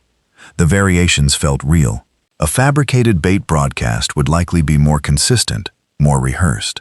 Real people in a difficult situation talk differently each time they describe it. On day 104, I responded, "I can hear you. I'm approximately 20 miles south of your position. I'm safe, but mobile is limited. What are your specific medical needs?" I transmitted it once, twice, waited. The response came 14 minutes later. The same woman's voice, slightly excited, slightly controlled. "Oh, yes, we hear you. Thank you. The main problem is a wound infection that we don't have antibiotics to treat properly. We have some over-the-counter medication, but it's not touching it. If you have, are you a medical professional?" "No, but I have access to antibiotics. What antibiotic class have you already tried?" A pause. Hold on. A longer pause. Voices away from the microphone. Then, amoxicillin. We had some amoxicillin. It's not working. Amoxicillin resistance, or the wrong antibiotic for the infection type, most likely. Either way, I had better options in the pharmacy storeroom. I asked about the wound itself. Location, appearance, signs of systemic spread. She answered clearly, and in enough detail to suggest she was describing what she was actually seeing. "My name is Donna," she said, at the end of the medical questions. "Can I ask who I'm talking to?" I thought about what to say for a moment. "Cal, I'm a geotechnical engineer who made certain preparations before this started." A pause. "What kind of preparations?" "The kind that have kept me relatively comfortable so far." Another pause. I could hear her thinking about what that meant. Then, "Are you underground?" I found myself almost laughing for the first time in months. "Why do you ask that?" "Because you sound, I don't know, muffled, like you're in a building with thick walls. And you said mobile is limited. And you're 20 miles south of us, and you're apparently alive, and you haven't made contact until now, which suggests you don't need anything." "All of that is accurate," I said. "Yes, I'm underground." A longer pause. When she spoke again, her voice had changed slightly. Less careful, more direct. "How underground?" "Very. This is where things got complicated, and complicated in ways I hadn't entirely anticipated." Donna Yates, 34 years old, former elementary school teacher from a small town in western Pennsylvania. She had been driving back from visiting her sister in Pittsburgh when the outbreak spread to the highway network and the roads became impassable, and she had ended up, through a series of decisions she described as terrible in sequence, at the Redwood facility on Laurel Hill Road. The Redwood facility was a small environmental research station, 6 buildings on 12 acres, run by a university, before the university stopped running. It had backup solar power, a small greenhouse, water from a well, and most critically, enough building materials that 4 survivors had been able to secure it reasonably well. The 4 survivors: Donna, a man named Garrett who was the one with the wound infection, a teenage boy named Eli who was Garrett's son, and a 4th person, a man named Terry, about whom Donna was careful and specific in a way that told me something before she said anything directly. She was careful about Terry. She described him as one of the people we picked up along the way and gave me his background: former logistics manager, organized, helpful, with a flatness that contrasted with how she talked about Garrett and Eli. When I asked if Terry was among the people who needed medical attention, she said not physically, and then moved on to something else. I noted this. I did not ask about it directly, not yet. Over the following 2 weeks, Donna and I spoke every night at 10 p.m. I asked about the layout of the Redwood facility, not because I was planning to go there immediately, but because detailed knowledge of a location is never wasted. She asked about me, not the underground house specifically, but about what I was doing, how I was managing, what my situation was. I was honest about the broad strokes and vague about the specifics, which is a balance I'd figured out was necessary before I knew whether I could trust her. She asked again, about 2 weeks in, how underground I actually was. I told her enough, that I'd built a structure beneath an orchard, that it was fully concealed, that I'd been in it since shortly after the outbreak started. There was a long silence on her end. "You built it before," she said. "Yes." "Before this started?" "3 years before." Another silence. "You saw this coming?" "No," I said. "I built an off-grid research structure, for reasons that had nothing to do with any of this. I was finishing the camouflage work when the outbreak spread. So she seemed to be working through this. You just happened to be in the right place." "It's a little more complicated than that," I said, "but in a practical sense, yes." "God," she said, and the word had a quality to it that I hadn't expected. Not just surprise, but something heavier, like someone who'd been cold for a very long time, just being shown a fire from a significant distance. I thought about the distance between her and me for a moment. 24 miles, through a landscape neither of us had full information about, through winter, with whatever the road conditions were at this point, and whatever the zombie population density was along any given route. "Tell me about the route north from my position," I said. "What are the road conditions like between here and Harton?" She didn't answer immediately. When she did, her voice was different again, careful in a different way. "Why are you asking that?" "Because I'm going to try to get your medical supplies to you," I said. "I need to know what I'm working with." The silence that followed was long enough that I thought I'd lost the signal. Then, "Cal, you don't have to. You don't need to do that." "I know," I said. "Tell me about the roads." The route planning took 10 days. Donna gave me what she knew about the area north of Harton. She'd driven it multiple times before the outbreak, and had made 2 limited-range scouting trips since. I overlaid her information with what I knew from my own scavenging, and with the pre-outbreak road maps I had in my library.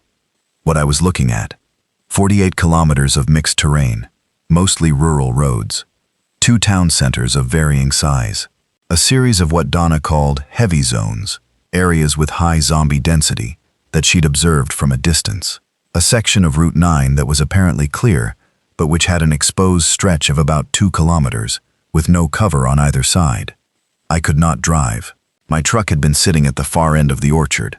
I'd parked it there when I'd sealed myself in, deliberately positioned out of sight of the road, and while I had maintained it as well as I could with what I had, starting it and driving it north was not something I could do quietly. Bicycle. I'd had a mountain bike in the workshop since the start, kept for exactly this purpose. Quiet, fast on back roads, maneuverable, could be carried through obstacles. But 48 kilometers in winter, at night, with a loaded pack, through territory with the conditions Donna was describing, I needed to be realistic about what this was. It was a 2-night trip at minimum, 3 if I was cautious. I would need a rest point somewhere in the middle, which meant identifying a safe stop along the route. I spent 3 nights before the trip doing preparatory runs, not toward Harton, but in the opposite direction, testing my fitness and load capacity on the bike. I could do 30 kilometers a night in reasonable conditions. The conditions would not be reasonable throughout, which meant padding that estimate. The pack contents for the medical run: antibiotics from the pharmacy storeroom, ciprofloxacin, doxycycline, and a broad-spectrum option. Wound dressing supplies, antiseptic, some basic instruments, a full 12-hour run of calories for myself, and something extra to leave with them. The bike tools, tire repair kit, a pump, basic navigation gear. Total weight, about 11 kilograms in the pack, which on the bike was manageable. I left on a Thursday night in late February. The creek route took me to the drainage culvert, and then south to where I could pick up the back roads heading north without going through the main part of Millsboro. First hour was familiar territory. I'd ridden parts of this route during my scavenging practice, and the movement patterns were as expected. Occasional shapes in fields or on the road shoulder, all of them moving slowly, all of them oriented away from me, responding to nothing. I was quiet, I was dark, and at the speeds I was moving, 12 to 15 kilometers per hour on the road surface, I was past any of them before they had time to orient. The first unfamiliar territory started about 15 kilometers out, past a town called Vicar Falls, which was smaller than Millsboro and which I'd never visited. I went through it on the side roads, avoiding the main street, and the side roads were mostly clear, but Vicar Falls had a particular quality that I want to describe accurately. Every town has its own version of what happened to it. You can tell a lot from looking at the buildings, the positions of vehicles, the state of whatever's been left in the street. Vicar Falls had clearly been a transit point for people fleeing something. The main road through it was jammed with vehicles, visible from a distance even in winter darkness, a tangle of cars and trucks that had been there long enough to have lost their shapes to ice and snow. The side roads around the jam had been used heavily in the early days, based on the tire tracks frozen into the mud at every intersection. Whatever had happened here had happened fast, and a lot of people had passed through. A lot of what remained had not made it out. I went through Vicar Falls in about 20 minutes, pushing the bike over one frozen, rutted section where I couldn't ride. No contact. I kept going north. The second third of the route was the most open, the rural section between Vicar Falls and the outskirts of Harton, mostly farmland with wide, flat fields on both sides, no cover. I moved fast on this section, keeping my speed up and trusting that anything attracted to my movement wouldn't be fast enough to matter. It was cold, maybe 22 degrees Fahrenheit, and the road surface was patchy ice over dried mud, and twice I hit ice patches and had to put a foot down to keep from going over. I stopped once, at the 2-kilometer exposed stretch Donna had warned me about. I stayed at the tree line for 10 minutes, watching the road ahead. Nothing moving in the stretch I could see. I went through fast, head down, and came out the other side into a wood line, feeling like I'd gotten away with something. The outskirts of Harton were denser, more buildings, less space between them, more shapes moving in the darkness. I slowed down here, went back to careful, used alleys and back routes where I could identify them. Harton was bigger than Millsboro. Pre-outbreak, it had probably 8,000 or 9,000 people, and the zombie density reflected that. Not a swarm, not anything like what I imagined the cities had been, but consistent. I counted 14 individuals within line of sight at various points on my route through the east side of Harton, and I moved in tight, deliberate increments, stopping behind cover every 100 meters to check before moving on. I almost didn't make it through the east side of Harton. What happened was this. I was moving along the back of a strip of commercial buildings, keeping the building wall on my right, and there was a gap between two of the buildings, a service alley, that I needed to cross. I'd watched the alley for 2 minutes, nothing moving, and I went. In the middle of the alley, something fell inside the building to my left. Not a big sound, not a crash. A thud.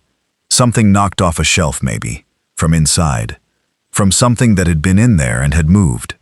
But it was a sound, and sounds have consequences. The response was not immediate. That's the thing that always surprises me about them. There's a lag. The sound reaches them, and they turn toward it, and then they start moving.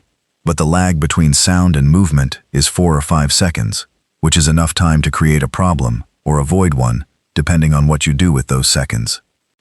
I had cleared the alley and was pressed against the far building before anything emerged from the gap.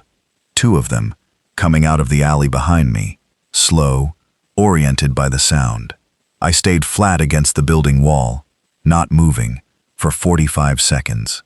The 2 that had come from the alley moved in my direction, toward where the sound had been, which was the center of the alley, where I was no longer.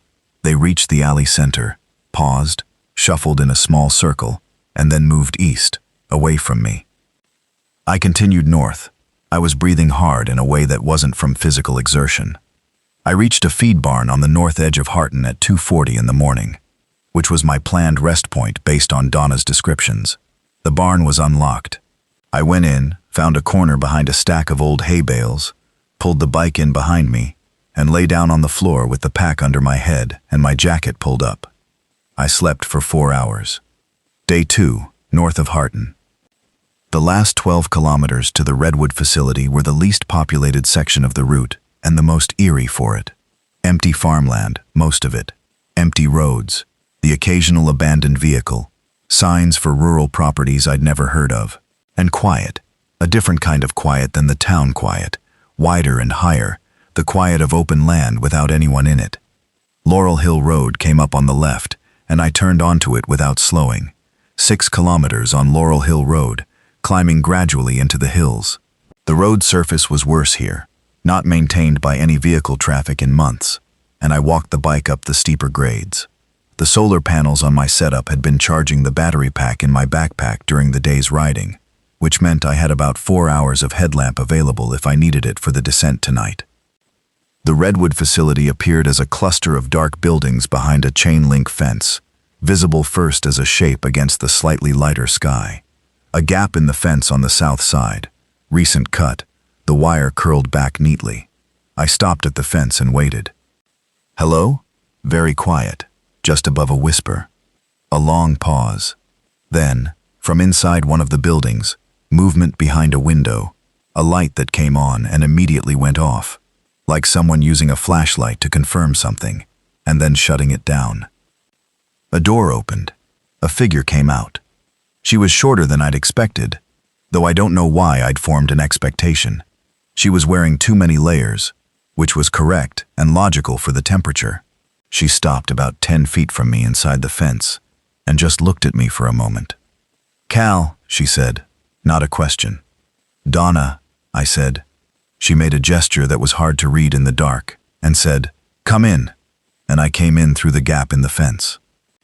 The Redwood facility was better than I'd expected from her radio descriptions and worse in some ways. The main research building was a 2-story structure that they'd secured reasonably well. Windows boarded from inside on the ground floor, the external door reinforced with additional locking. The solar array on the roof was partially iced over, as she'd mentioned, but one of them, Garrett, who turned out to be a former electrician and who was currently resting in a back room with a fever, had rigged the panels with a simple melt cable that would help with future ice accumulation. Garrett's wound was on his left forearm, a deep laceration from broken glass in what had been a close call about 6 weeks ago. It had been cleaned but not thoroughly, and the infection had set in despite the amoxicillin. And when I looked at it, Donna had decent flashlights. Their power situation was better than it had been. It was clearly going further than just the wound site. His lymph nodes were swollen. He had a low fever, 100.4. Not critical yet, but moving in a direction. I gave Donna the ciprofloxacin, explained the dosing, explained why amoxicillin hadn't worked. Different mechanism. The infection was likely gram-negative bacteria, based on the wound source. She wrote everything down.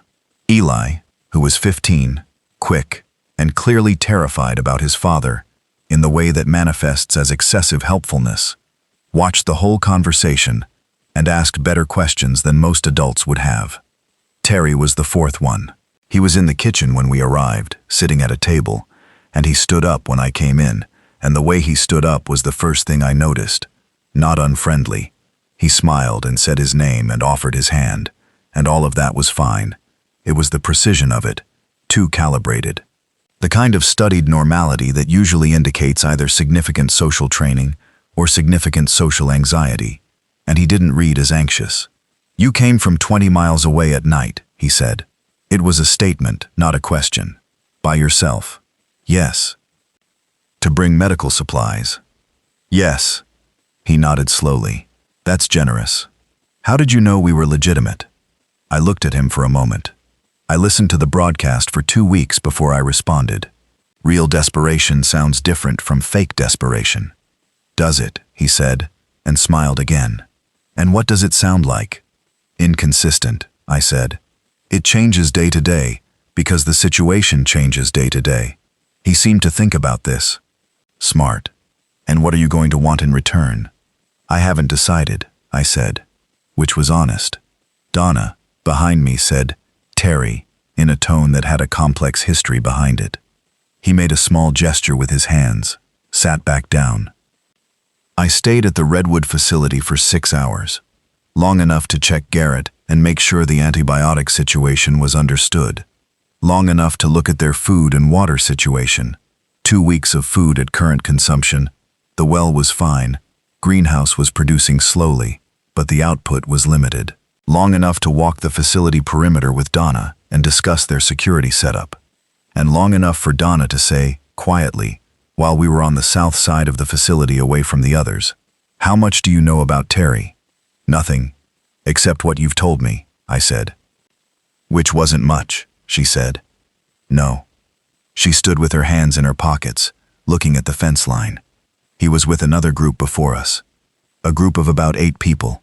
He was the only one who came to the Redwood facility when we found him. He said the others had gone different directions. Did that seem plausible? I didn't know enough to have an opinion, she said. I still don't. But, she paused. He listens to our radio conversations. I found him once at the radio set when he thought I was asleep. He wasn't transmitting, just listening, monitoring. I thought about this. Has he done anything directly threatening? No. He's been helpful. He fixed the greenhouse roof. He's good with logistics. She looked at me. But the way he asked you about compensation, he didn't ask what you needed. He asked what you wanted. Like the currency is flexible. I didn't say anything for a moment. Keep monitoring, I said. Don't tell him more than he needs to know about me or my location. If something changes, if anything changes, tell me on the radio. She nodded. Then, after a moment, your underground house, is it really as secure as it sounds? Yes. Could it, is there any possibility of expanding it, or of something similar being built nearby? I had been thinking about this since roughly the 4th night of our radio conversations, when I'd started to understand that the Redwood facility was good, but not permanent, and that the 4 people in it were going to need to make a decision about next steps eventually. And I'd been simultaneously working through, in the quiet evenings with the notebook, what an expansion of my own infrastructure might look like. The 1987 tunnel, the dead-end western branch that the letter writer had said he intended to extend, the creek route, the cleared and mapped territory, the pharmacy storeroom and the hardware store, and the specific knowledge of the surrounding 12 kilometers that I'd accumulated over months of careful observation. Yes, I said, I've been working on an idea. I left the Redwood facility at 4 in the morning with an empty pack and a different head. The ride back south was faster than the ride north. Familiarity compresses distance, and the return route felt half as long. I arrived at the creek exit before dawn, crawled through the east tunnel, climbed into my workshop, sat on the floor. The notebook was on the workbench where I'd left it. I picked it up and turned to a blank page near the back. I wrote at the top, the network. Below it I wrote for 2 hours, until my hand cramped and I had to stop. What I wrote was this: the 1987 tunnel system, extended. Not just the dead-end western branch, but a systematic underground route network connecting key structures. My house as the primary node. A secondary shelter, not yet built, but a design I'd been working through in my head for 3 weeks now, about 400 meters west, at the edge of the orchard's western boundary, positioned under what was formerly a barn foundation, connected to the primary node by an extended version of the western tunnel branch. Additional connections, longer, toward the Decker Farm's eastern edge, which I'd been watching, and which appeared to be largely clear now. The zombie presence there had diminished, as whatever drew them there in November had lost whatever quality kept them coming. And further north, the Redwood facility was 24 miles. That was too far for a physical tunnel connection. That was simply too far. But it wasn't too far for a relay network. A series of small, concealed stops along the route, supply caches in the right positions, knowledge of the terrain and the movement patterns. That was a different kind of connection. Not a tunnel network in the physical sense, but an underground network in the operational sense. I wrote down the idea of the western secondary shelter in detail. 90 square meters. Water from the same water table as mine. Ventilation via a new installation. Access from the tunnel and from a new, separately concealed hatch. Built to the same standards as my primary structure. And below that, I wrote, who builds it? Because I was not going to build it alone. The primary structure had taken me 2 years, because I was working alone on weekends. A secondary structure, even smaller, would take the same time if I approached it the same way. The world did not have that kind of time to offer. But there were 4 people 24 miles north of me.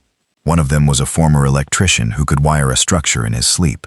One of them was a teenager with the kind of raw physical energy that exhausting outdoor work requires. One of them was a teacher with organizational capacity I'd observed in the way she maintained the radio logs and the facility inventory. And one of them was Terry, about whom I still had questions.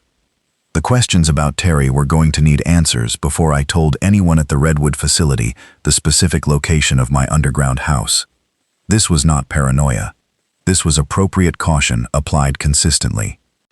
March came in cold and stayed cold. I made 2 more scavenging runs to Millsboro. On the second one, I stopped at the gas station and went to the storeroom where Pete's notebook had been, and there was a new entry in the notebook, which I hadn't expected.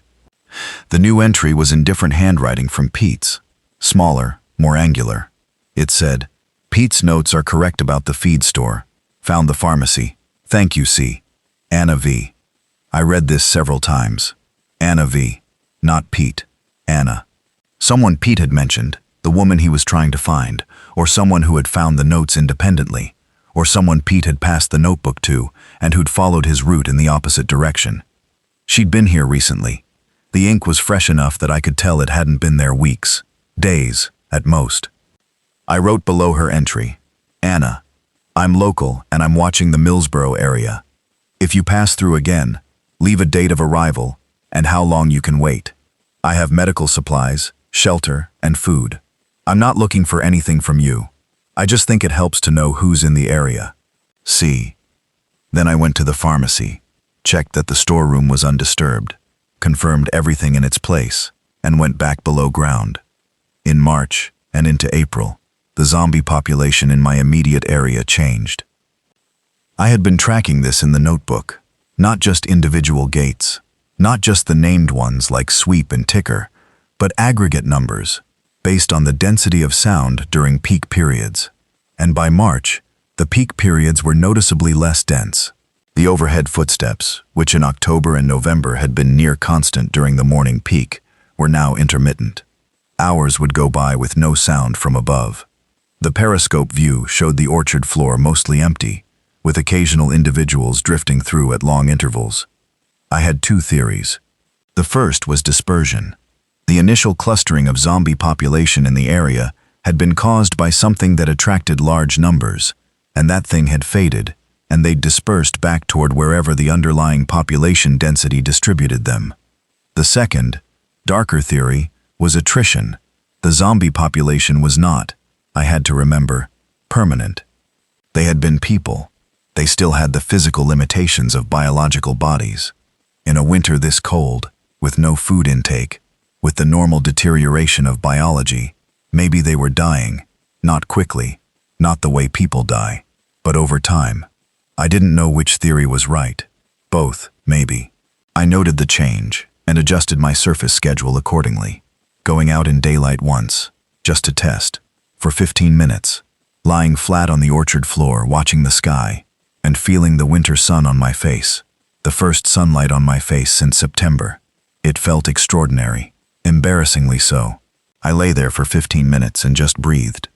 The sweep gate came through the northeast edge of the orchard while I was still out there, and I went flat in the dead grass and watched Sweep cross my field of view from 60 feet away, moving east, the dragging right foot exactly as I'd been hearing it from below for 5 months. From ground level, Sweep was a man, or had been, probably mid-40s, wearing the remains of a plaid shirt and jeans, moving with the characteristic weight-forward lean that they all had, like someone walking into a wind that wasn't there. Sweep didn't turn toward me. Sweep moved east and disappeared into the tree line. I went back below before I did something stupid. The western tunnel extension started in April. The planning had been done through the winter. I had the dig path mapped, the brick sourcing figured out. There was a collapsed outbuilding on the north part of my property that had been built with brick and which I could salvage. The ventilation extension calculated. What I needed was labor, because digging a tunnel through clay soil with hand tools is a specific kind of terrible that I had already done and didn't look forward to repeating alone. I had a plan for the labor, but the plan required the radio. Donna and I spoke every night still. Garrett had recovered fully. The ciprofloxacin had worked. The fever had broken in 3 days. The wound was healing clean. Eli was, per Donna, driving Terry crazy with questions about everything, which Eli apparently had a gift for. Terry himself remained a consistent low-level uncertainty. He'd asked Donna, twice, more about my setup. Both times she'd said she didn't know specifics, which was accurate. Both times he'd let it go without pushing, which could mean he accepted the limitation, or could mean he was filing it. I talked to Donna about the network idea incrementally, over several nights, layering in detail as I got more comfortable with where the conversations were going. She was engaged, practical, asking good questions about construction timelines and structural requirements. One night she said, "You know Garrett built extensions on 2 different buildings in his last job. Additions, structural work." I said I knew. She'd mentioned his background. She said, "He'd want to be part of this." I said I thought that was likely. What I didn't say was that the plan as I was forming it required a decision about Terry before any of it could move forward. The decision about Terry came in mid-April, in a way I hadn't planned. Donna called the 10 p.m. broadcast, and her voice had a quality that I'd learned to read by then, the controlled, urgent quality that meant something had changed. I answered immediately. "Something happened this afternoon," she said. "I need to tell you." "Tell me." Terry went out, by himself, without saying anything. He does this sometimes, goes out alone, short range, just to check the perimeter, he says. He came back tonight, and he had, she paused, he had a handheld radio, different from ours, more sophisticated, and he'd been using it, I think. When I asked him where he got it, he said he found it at a property about 3 miles north of here. Did he say if he'd used it? No. But you think he had? He was off tonight. The way it's hard to explain. He ate dinner with us like normal, and everything was fine, except it wasn't. He kept almost looking at me, and looking at something else instead. I thought about this, about all the things it could mean, about the particular weight of the possibility that it meant what I suspected it meant. "Donna," I said, "is there a way to find out who he was talking to? The frequency? Any notes?" Not without him knowing I looked. "How important do you think it is?" A long pause. "I think," she said carefully, "that Terry might have been in contact with someone before we found him, and I think that someone might know where he is now." And there it was. There was the thing I'd been circling for 2 months. "Okay," I said. "Give me 3 days." "For what?"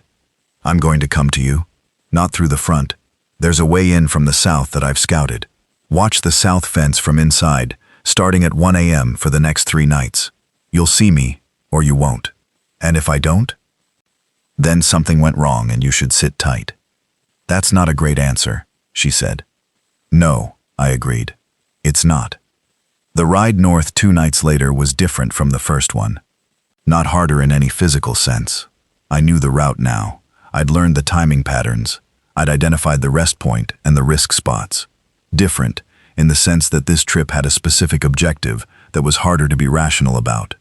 I went through Harton, went north on Laurel Hill Road, came around the south side of the Redwood facility rather than the main entry point, watched the south fence from 20 meters out for 10 minutes. Donna was at the fence. She'd seen me, or heard me more likely, and she was at the inside of the fence gap, low, waiting. I came through. She led me not to the main building, but to the small equipment shed at the south end of the facility. "Terry's in the main building," she said, very quiet. "Garrett and Eli are asleep. Terry isn't." "What did you find out?" She handed me a slip of paper in the dark. I used the headlamp, red filter, low. On the paper was a frequency, shortwave 20-meter band, and a time, 6 a.m. And below that, her handwriting. "He has a call scheduled for tomorrow morning at 6. I found his notebook." "Where's the notebook?" She handed it to me. A spiral bound, similar to Pete's, and I paged through it quickly. Notes in Terry's handwriting, compressed and efficient. Not a diary, more like a log. The relevant pages were near the back, the entries from the past 2 weeks. The entries, locations, property descriptions, building types, access points, condition assessments, notes about occupants. Some of the entries were clearly about the Redwood facility itself. And at the bottom of the last page, a name and a frequency and a description, Haverhill. Any sector. Radio contact confirmed. We'll meet Harton area. Provide access Redwood F when ready. I put the notebook down. Haverhill. There was a town called Haverhill, about 30 kilometers northeast of the Redwood facility. A survivor group in Haverhill, apparently organized enough to send Terry as an advance scout, and that's what he was, I understood now. Not a survivor who'd joined them by chance. An advance scout for a group that was mapping resources, mapping people's locations, planning to move on those resources. Donna was watching me. Garrett and Eli, she said. I know. What do we do? I thought about it for a full minute. 2 things, I said. You need to leave this facility before 6 a.m. tomorrow. All 3 of you. Not Terry. She went still. You want us to leave Terry here. I want you to not be here when whoever he's talking to finds out where here is. I said. Terry being here or not is his problem. Getting Garrett and Eli out is yours. Where do we go? And there it was, the thing I'd been working toward without quite saying it directly. South, I said. 12 kilometers south of Millsboro, there's a county road that meets an access track going east through a dead orchard. The track leads to a property with a rusted wire fence and blackberry canes on the east side. Stand at the south gate at midnight, any night in the next week. I'll come out. She looked at me in the dark for a moment. You're inviting us to your underground house. I'm inviting 3 specific people to the vicinity of my underground house, I said. Once I verify it's actually 3 people and not more, we'll figure out the rest. Terry. Terry is not one of the 3 people. She was quiet for a moment. He's not. He hasn't physically hurt anyone. He's given your location to a group that's going to come take your resources, I said. I'd rather not wait to see what that looks like in person. She thought about it. I waited. Okay, she said. Midnight. Any night this week. Yes. Go get Garrett and Eli now. Pack what you can carry, and be gone before 4. Do you have bikes? 1 bike. Garrett has a knee. The 3 of us can't all. How's his arm? Is he functional? Yes. The arm's good. How far can Eli walk? He's 15 and healthy. Farther than me. 24 kilometers is the full distance, I said. 3 of you. 2 nights to be safe. There are spots along the route I'll describe to you now. Write them down. I gave her the route I knew, with the specifics I'd learned on 2 full trips and several partial ones. The culvert under the road north of Harton, the barn south of Harton where I'd slept, the open stretch and how to time it, the creek route into Millsboro, all of it. She wrote it on the back of the paper she'd handed me, fast, not asking me to slow down. When I finished, she put the pen away and looked at me. You rode 24 miles at night to give us this information. I rode 24 miles to get information about Terry, I said. What giving you this is a result of that. Either way, I didn't say anything. The shed was cold and dark and smelled of old oil and cut wood, and it was 4 in the morning. Go, I said. You've got 2 hours. I went back south. They arrived on the 4th night. Midnight, the south gate of my orchard. I was already at the fence, having been at the surface for an hour with my ear against the gatepost, listening to the approach sounds along the county road. I heard them before I saw them. Eli first. He was quiet, but not quiet enough. The specific noise of a teenager trying to be quiet. Controlled footsteps with the occasional irregularity. Then the bike, Donna walking it. The faintest creak of the chain that I'd have been deaf to 2 months ago, and now heard from 20 meters. And Garrett, who turned out to walk with a slight hitch in his stride. Not from the arm, from the knee Donna had mentioned. An old injury that he'd compensated for so long it was just the way he moved. I opened the gate and waved them in. Donna looked exhausted and resolved. Garrett looked at me with the specific evaluative look of someone who'd done physical work their whole life and was sizing up the person in front of them for competence. Eli was working very hard to seem like he wasn't scared, which meant he was scared. You made it, I said, which was obvious, but sometimes obvious is what's needed. Barely, Donna said. The exposed stretch was. We had a bad 15 minutes on the exposed stretch. I didn't ask what happened. I led them across the orchard to the hatch. When I opened it, pulled the grass panel up from the inside latch, which I'd unlatched beforehand and which swung up quietly on its counterweights.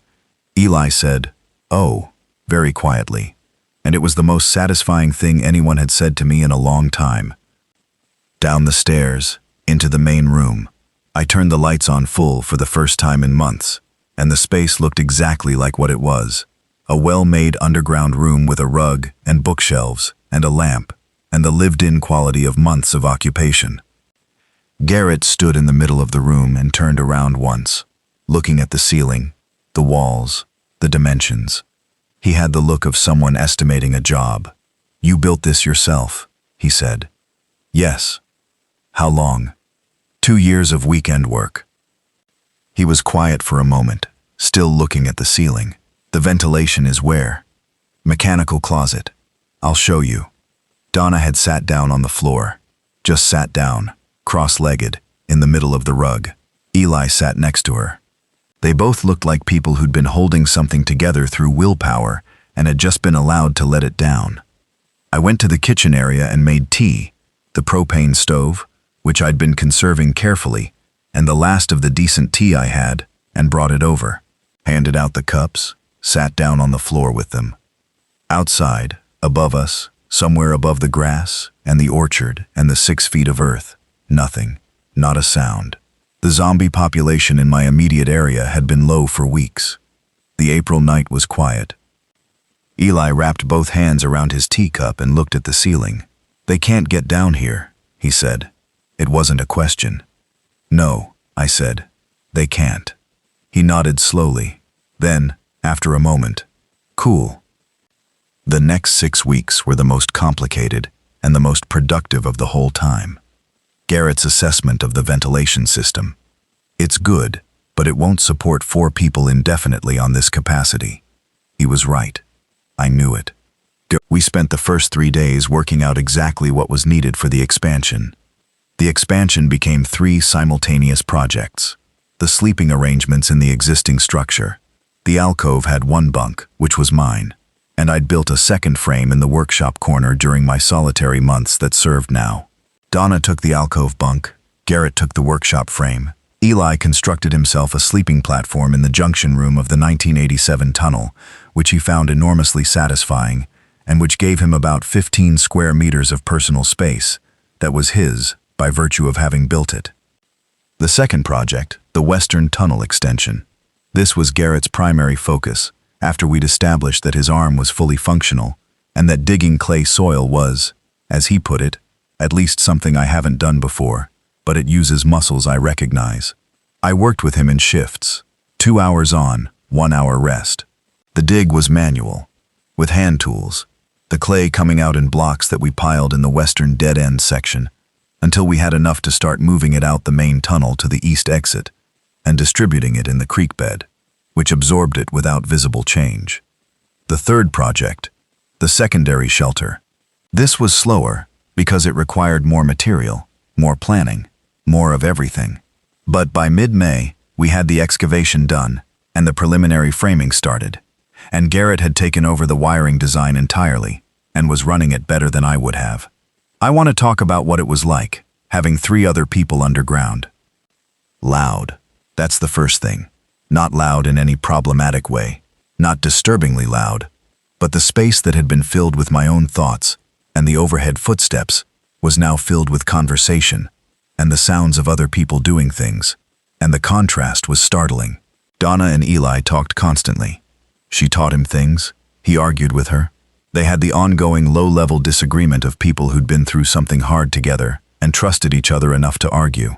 Garrett was quieter, more like me in that way, but he had a specific habit of humming while he worked that I spent the first week trying not to comment on and eventually just got used to. The meals were different. We pooled supplies. They'd carried food from the Redwood facility, 2 days of weight, enough to add meaningfully to my inventory, and eating with other people after months alone was a different experience than I'd expected. Not just socially. The food tasted different. I don't know if that's physiological or psychological or both. What I know is that I ate everything more slowly. Eli turned out to be more useful than his age suggested, which is something that seems obvious in retrospect, but which I hadn't fully incorporated into my planning. He was strong, He was fast. He could follow instructions. And he was motivated in the specific way of teenagers who have found something that makes them feel competent. He took to the tunnel work like it was designed for him.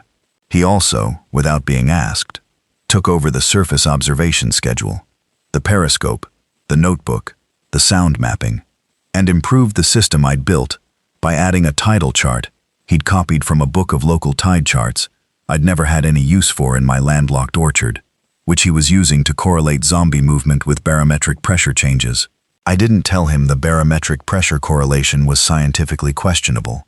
The methodology was good, and the data collection was excellent, and the conclusion could be evaluated later. The radio question, Terry, and the group from Haverhill. We monitored. Donna had taken Terry's notebook page with the frequency and the name Haverhill.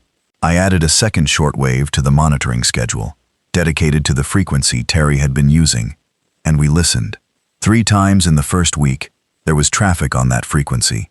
Not clear voice, distorted, heavily compressed, the kind of signal that suggests a deliberate attempt to keep transmission time short.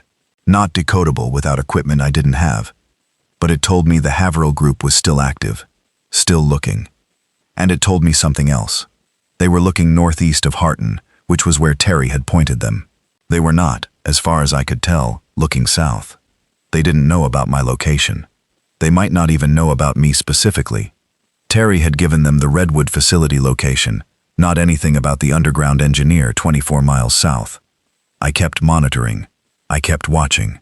I extended my own surface observation schedule to include the road approaches to the south of my property, which required going above ground during the day for the first time.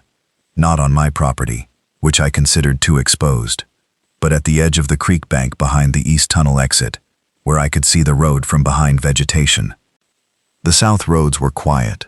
Whatever was moving through the area was moving north of Harton, not south. For now. The secondary shelter was structurally complete in late May. I say structurally complete. The walls were up, the ceiling was poured, the ventilation was installed. It wasn't finished in the sense of livable, but it was closed in and dry, and the key structural elements were verified. Garrett stood in the main chamber of the secondary shelter and looked at the walls for a long time. Then he said, "This is solid work," and I understood he was talking about both the original structure and the new one, the combination of my design and his execution. It was a simple statement, and I wasn't going to make more of it than it was. But it sat well. The secondary shelter connected to the primary by the western tunnel extension, 110 meters, with a slight jog south halfway through to avoid a section of bedrock that came up close to our dig depth. It had its own entrance, a second concealed hatch, installed in the floor of what had been the old barn foundation, now just a flat concrete pad covered in grass and weeds. The hatch was built to the same specification as mine, turf panel, with the same grass seating, but smaller.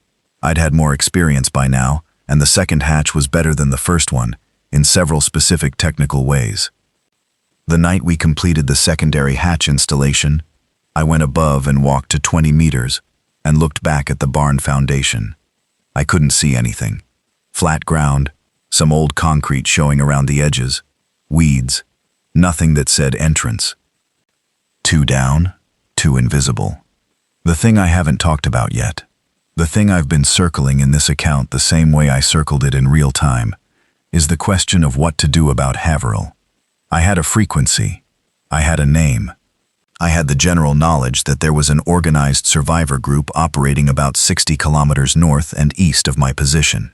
I had evidence, or good inference, that this group had been mapping survivor locations and resources with the intention of moving on them. What I didn't have was direct information about Haverhill. Scale, leadership, intent. Whether they were desperate people doing desperate things, or something more organized and more deliberate. Whether Terry was an outlier or typical. Donna had argued, since her first week underground, that we should establish contact. That information about them was better than no information, and that contact was the only way to get information.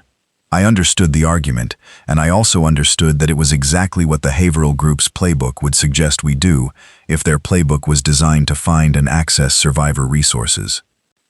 Garrett thought we should establish a defensive perimeter. His language, not mine.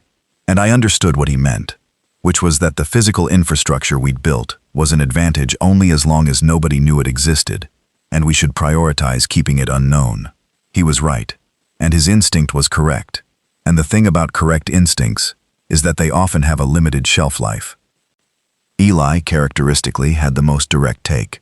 We should find out how many of them there are before we decide anything else, which was also correct, and more useful than either of the other positions. So in June, I started going north again. Not to the Redwood facility. There was nothing there anymore. We'd confirmed on one scouting trip that the facility had been visited. The south fence gap was wider. Things had been moved inside, toward Harton, past Harton, into the territory I'd never mapped. 3 nights of reconnaissance over 2 weeks, expanding my range each time. The Haverhill group was real. I found evidence of organized activity on the second trip, a supply cache at a road junction that was too well organized to be anything else. Standardized containers, a sign system on the cache marker that implied a larger network, an inventory sheet in a waterproof bag attached to the lid of the cache. The inventory sheet was interesting, not its contents, which were unremarkable. Food quantities, tool counts. What was interesting was the format, pre-printed form, with blanks filled in by hand, and a header with a name and a number. Haverhill Operations, Node 7. Node 7, which implied nodes 1 through 6 existed somewhere. I took the inventory sheet and put a blank page in its place and went back south. I showed the inventory sheet to Donna and Garrett. They sat with it for a while. Node 7, Donna said. How many nodes do you think they have? At least 7, I said. Probably more. Garrett looked at the pre-printed form header. This was printed. Before? He meant before the outbreak. Or they have a printer running, I said. And supplies for it. Which meant either this organization predated the outbreak, some kind of prepper network or civil defense structure that had activated when the outbreak hit, or it had been established recently and was resourced well enough to maintain printing capability. Either scenario implied a group that was more organized and better resourced than I'd assumed, based on Terry alone. What do we do with this? Donna asked. I thought about it for a moment. We don't do anything with it right now, I said. We need more information. And while we're getting more information, Garrett said, they're expanding their node network. Yes. And we might end up as a node whether we like it or not. Also yes. He sat back. I don't like it. I don't either, I said, but I like premature decisions less. Donna looked at the inventory sheet one more time and put it down. What's the next piece of information you need? I need to find Node 1, I said. The headquarters, the origin. I need to know what this group is, not just how it operates. How do you find Node 1? I follow the supply chain backward, I said. The cache at the road junction. Someone filled that cache. They came from somewhere specific. I'm going to go back and watch it until I can follow them. It took 3 more trips and 2 weeks of timing. On the 4th trip, I positioned myself at the road junction cache in the 4 hours before the typical resupply window I'd identified, and I waited. They came at 5:30 in the morning, 2 of them, on bikes like mine, moving north to south. They topped off the cache, replaced the inventory sheet, and continued south. I followed at a distance, 200 meters back, moving in the same tree cover they were using. Followed them south, south and west, through unfamiliar territory, across a creek I had to ford on foot and which was freezing cold even in June, up a slope into a section of dense second-growth forest, and there, at the top of the slope, partly hidden by the trees, a compound.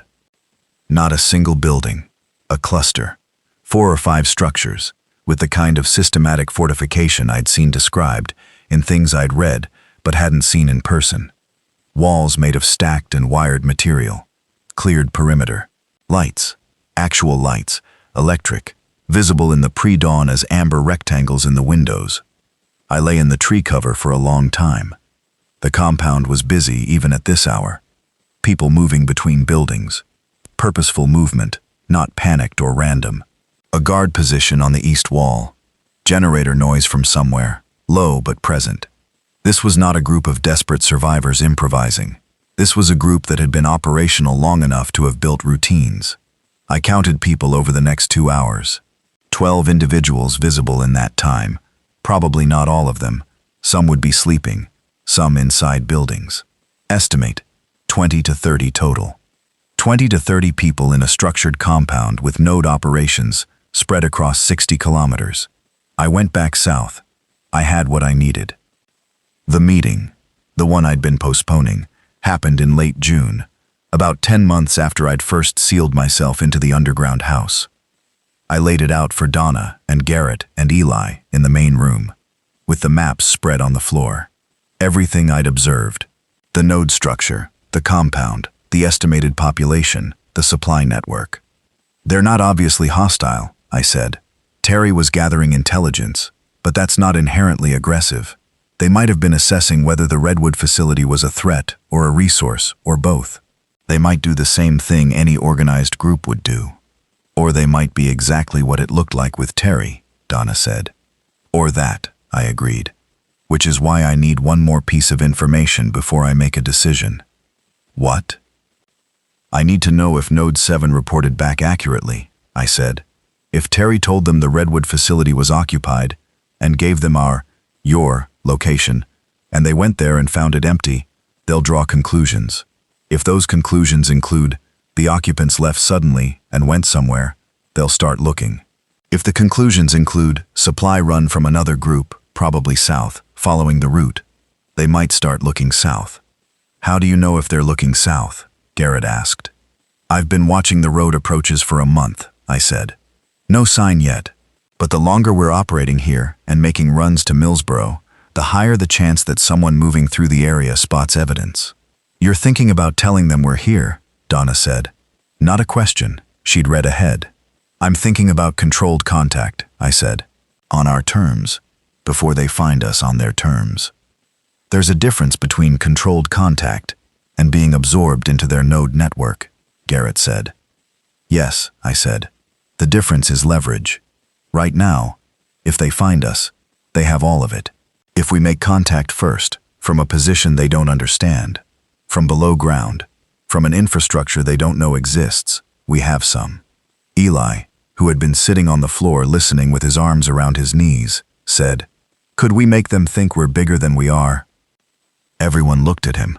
I mean, he said, if they don't know what we have, they don't know how many people are here, they don't know what the infrastructure is, couldn't we approach them as equals? Like, we're managing this territory, you're managing that territory, here are the terms of coexistence? It was, I thought, an extremely good strategic instinct for a 15-year-old. Yes, I said, that's approximately what I'm thinking. But you'd have to actually be able to back it up, Donna said, if they called the bluff. The infrastructure is real, I said. The maps I have of this territory are real. The supply access is real. The pharmacy storeroom has enough medical supplies to be worth something, to a group of 30 people. We're not bluffing on substance. We're just not telegraphing our actual configuration. Garrett was quiet for a moment. Then, when? Soon, I said. Before they come to us. Before we lose the choice. The next 3 weeks were preparation. Not physical preparation, though we did that too. Finishing the secondary shelter to habitable standard. Extending the east tunnel repair. Securing the main hatch with an additional internal locking mechanism. Mostly it was intelligence preparation. I wrote up everything I had about the Haverhill group. The compound location, the node structure, the supply chain, the personnel count estimate. I organized the maps. I built what was essentially a dossier, the kind I'd have built for a project assessment. And I thought about the man in the photograph, the one who'd built the tunnel in 1987 and left the box in the junction room. I thought about what his intention had been, whether he'd imagined what he was building would ever be used, whether he'd thought it through to any kind of conclusion. The letter didn't say. The letter just said, "You are in my tunnel. Do not block the ventilation." He'd built something, and then the world hadn't required it, or at least hadn't required it in his lifetime, and now it was supporting 4 people in a different world. The irony of that was too large to be a satisfying narrative observation, so I didn't try to make one out of it. What I did think was this: he had built it for the same reason I had, not because he knew something bad was coming, but because he was a person who found something in the construction of refuge that spoke to something in him. The problem-solving, maybe. The specific satisfaction of a hidden, functional, self-sustaining space. The idea of a place beneath the world that the world couldn't reach. I got it. I understood it. I would have understood it before any of this, too. On a Wednesday in mid-July, I transmitted on the Haverhill frequency for the first time. Not the frequency Terry had been using. I didn't want to announce that I'd been monitoring their operational communications. A different one, the 40-meter band frequency that Donna had been using for our nightly calls, which was in the public shortwave range and which any organized group with radio capability would be scanning. I kept it short. I said, "This is a transmission from a group operating in the Millsboro area, south of Harton. We have been monitoring your operations in this region for approximately 3 months. We have supply resources and infrastructure. We are interested in a mutual information exchange. If you receive this, respond on this frequency." I sent it 3 nights in a row. No response on nights 1 and 2.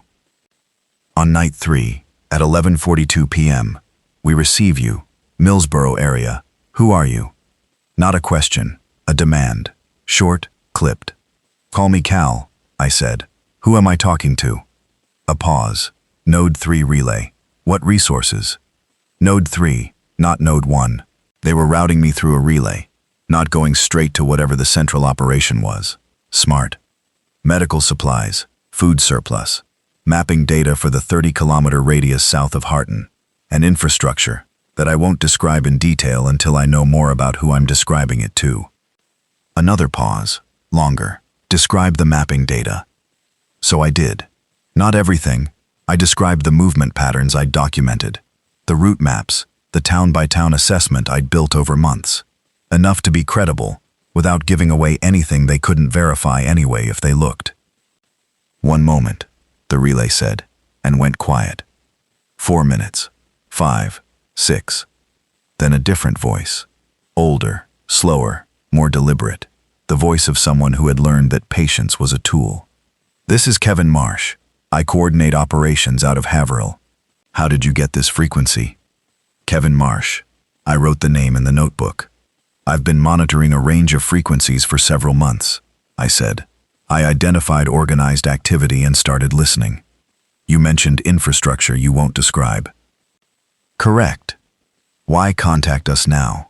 "Because I've gathered enough information about your operation to have a reasonable basis for a conversation," I said. "And because you're expanding in a direction that brings you closer to my area. I'd rather introduce myself than have you encounter something without context." A pause. "Where exactly are you operating from?" "South of Harton," I said. "I'm not going to be more specific than that until I understand the terms of this conversation better." "Fair," he said, which surprised me slightly. "What do you want from this conversation?" "Information," I said. "Specifically, what is your group's approach to survivor communities in areas that fall within your operational territory?" "Depends on the community," he said. "Some communities want help. Some want to be left alone. Some need to be assisted." The word assisted had a texture to it that I was going to think about for a while. "And which of those outcomes is determined how?" I said. "Usually by the community's ability to contribute to regional stability," he said. "Resources, information, skills, cooperation. And if a community has those things but prefers independence." A pause. "That's a complicated position," he said. "Independent communities tend to have independent problems. We're not looking for dependence. We're looking for a network." A network, the same word I'd been using. I was not sure whether to find that reassuring or not. "I have medical supplies, mapping data, and infrastructure," I said. "I have 4 people, including a licensed electrician and a former teacher. What I don't have is interest in being subsumed into a hierarchical operation where someone I've never met makes decisions for my community." Another pause, longer than the previous ones. "You said 4 people," he said. "Yes. With infrastructure worth protecting." "Yes. And enough information about our operation to have called us before we found you." "Yes."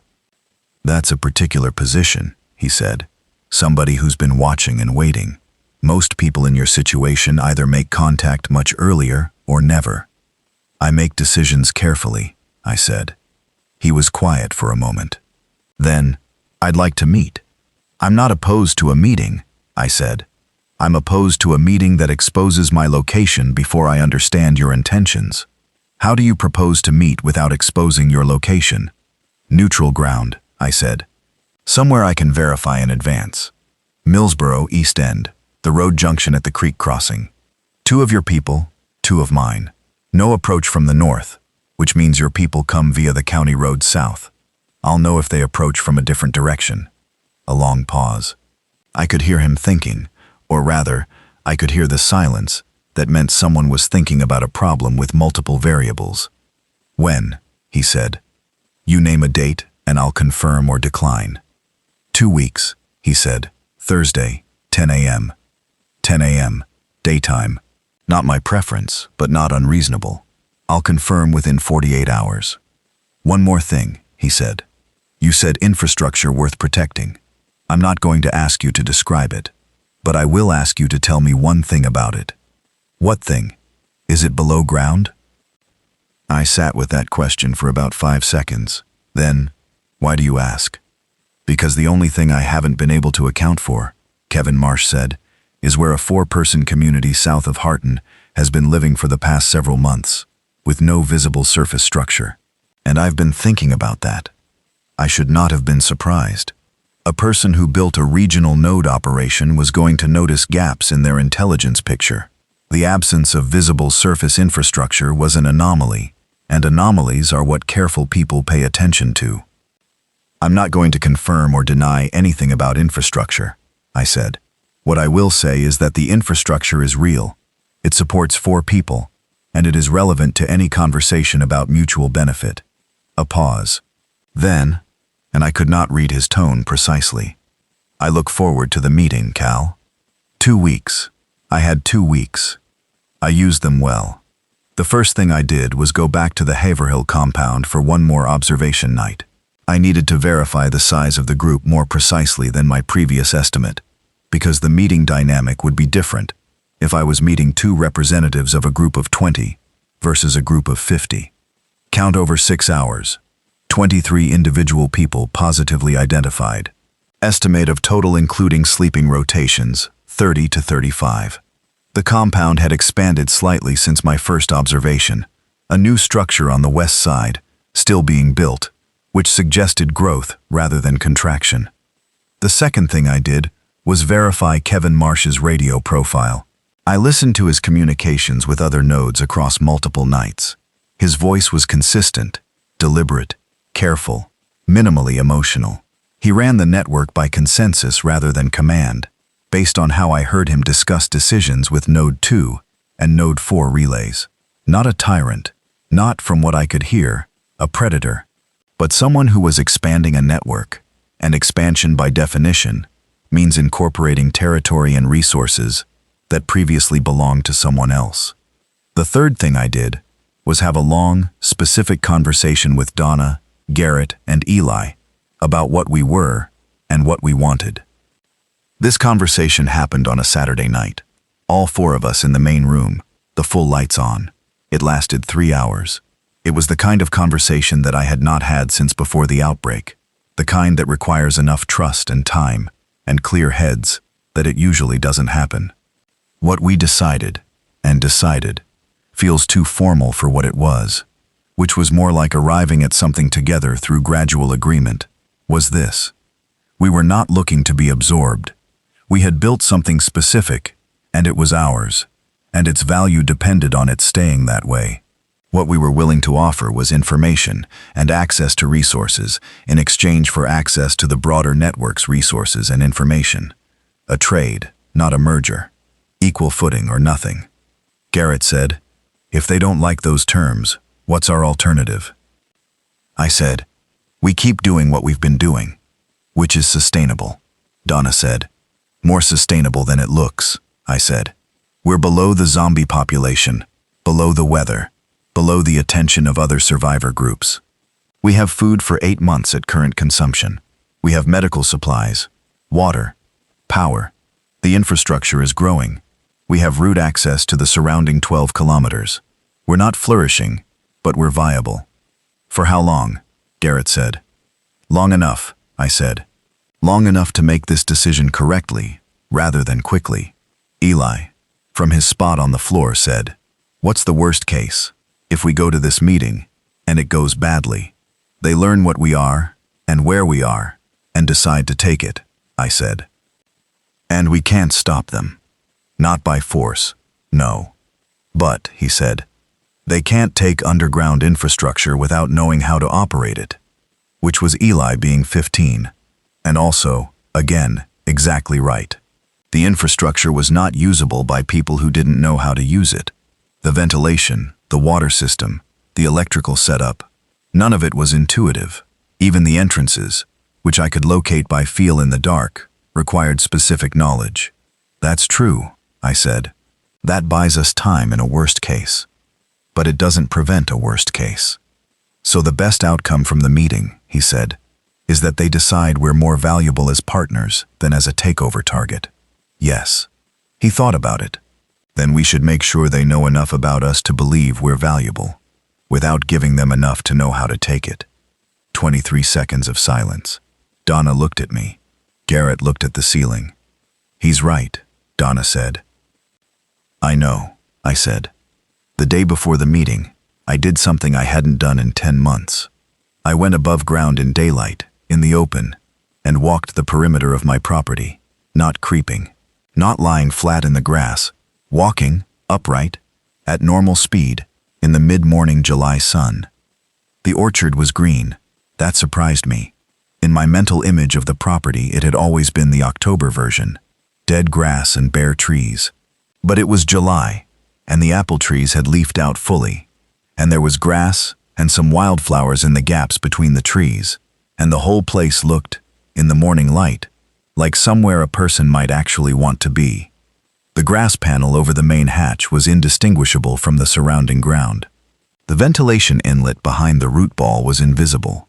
The solar array on the south berm was the most visible element of the installation, but from the road, it looked like what it looked like from any angle I'd ever tested it from. A small earthen berm, natural feature, no apparent function. I stood at the south gate and looked back across the orchard toward the berm and thought about the man in the 1987 photograph, standing in front of his farmhouse. His tunnel was below me right now, 40 years old, brick-lined, running to a creek exit that had allowed me to survive the winter without being detected. He had built something that he thought was for him, and it had ended up being for people he never imagined. My underground house was built for me. A research project, a personal project, the most self-indulgent thing I had ever done with my geotechnical engineering knowledge and my discretionary income and my weekends for 3 years. I had not built it for a zombie apocalypse. I had not built it for Donna and Garrett and Eli. I had not built it for the possibility of a meeting with a regional network coordinator about the terms of survival cooperation. I had built it because I found the inside of the earth interesting and the surface of the world increasingly difficult to locate myself in. And at some point, those two things had converged into a project that became a home, that became a refuge, that became the thing I was still alive because of. The irony is too big to be useful, so I don't spend a lot of time on it. What I spend time on is the next problem. There is always a next problem. The morning of the meeting. I made the decision the night before about who was going. I was going. Donna was going. Garrett was staying with Eli below ground, not because they couldn't contribute to the meeting, Garrett in particular, but because 2-on-2 was the agreed format, and I wanted Garrett below as a functional backstop. If we didn't come back, Garrett would know what to do. We left at 7 a.m., giving ourselves 3 hours for the 9-kilometer route to the creek crossing junction.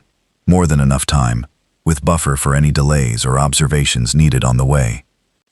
The morning was warm, the kind of July morning that's still cool at 7, but will be hot by noon, and the fields along the route were green and overgrown, in the way of things that haven't been managed in a year. We moved on the back roads, not the main route.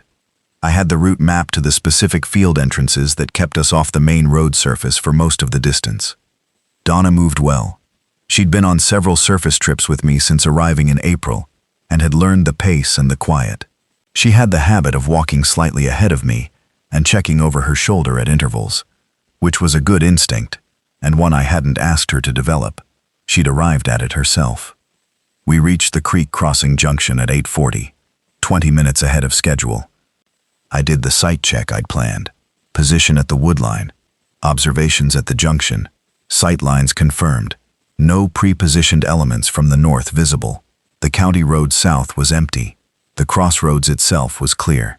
At 5 to 10, 2 figures appeared on the county road south, walking, not on bikes, which meant they'd driven to some point and come the last section on foot, which was a reasonable precaution and also meant they had a vehicle somewhere nearby, which I noted. They were at the junction at 10:02. One man, middle-aged, heavy-set in the way of someone who'd always been that way, and not in the way of someone who'd lost weight and was recovering it. The other was younger, late 20s, staying half a step back with the alertness of someone whose job at this meeting was to watch rather than talk. The older man looked at us across the junction. "Cal?" "Yes," I said. "Kevin Marsh?" "No," he said. "Kevin doesn't come to first meetings. I'm Dale Whitmer. I'm the operations coordinator for the South Nodes. Kevin sent his regards." I took a moment to recalibrate. Kevin had not come. He'd sent a delegate, which was either a power move, establishing hierarchy, or a reasonable security precaution from someone who built an organization by not taking unnecessary risks.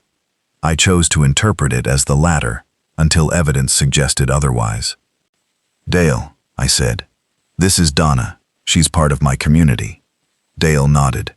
"Your community, south of Harton, the one we couldn't find any evidence of."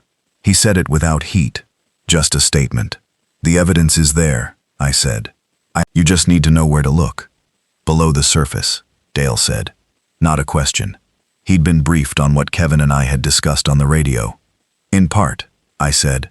"We have surface operations as well." He looked at me steadily. He had a calm, observational quality that I recognized, the same quality I'd been told I had, which is the quality of someone who makes decisions based on what they see, rather than what they're told. "You've been in this area for 10 months, he said. "Alone until recently. Built your own infrastructure. Mapped the territory. Established a supply network." "Yes." "And you contacted us before we found you." "Yes." "Why?" The direct version. "Because I want terms that protect what I've built. Because I want the information advantage of the network without losing the independence of the infrastructure. Because 4 people are more sustainable than 3, or 1 but 30 people with a hierarchy is a different kind of structure than 4 people with a tunnel." What I said, because groups that find each other by accident have worse first meetings than groups that find each other by choice. And because I'd rather have this conversation from a position of some information than none. Dale was quiet for a moment. The younger man behind him was watching the tree line methodically, which I appreciated professionally. "What are you proposing?" Dale said. "A trade," I said. "Mapping data and route analysis for the south sector, including movement pattern data I've been compiling for 10 months. Access to a specific medical supply cache in the Millsboro area. Skills, construction, electrical, surveying. In exchange, information access to your network, supply chain access for materials we can't source locally, and a clear understanding that my community's infrastructure and location stays out of your operational planning unless we explicitly agree otherwise." Dale looked at me for a long moment.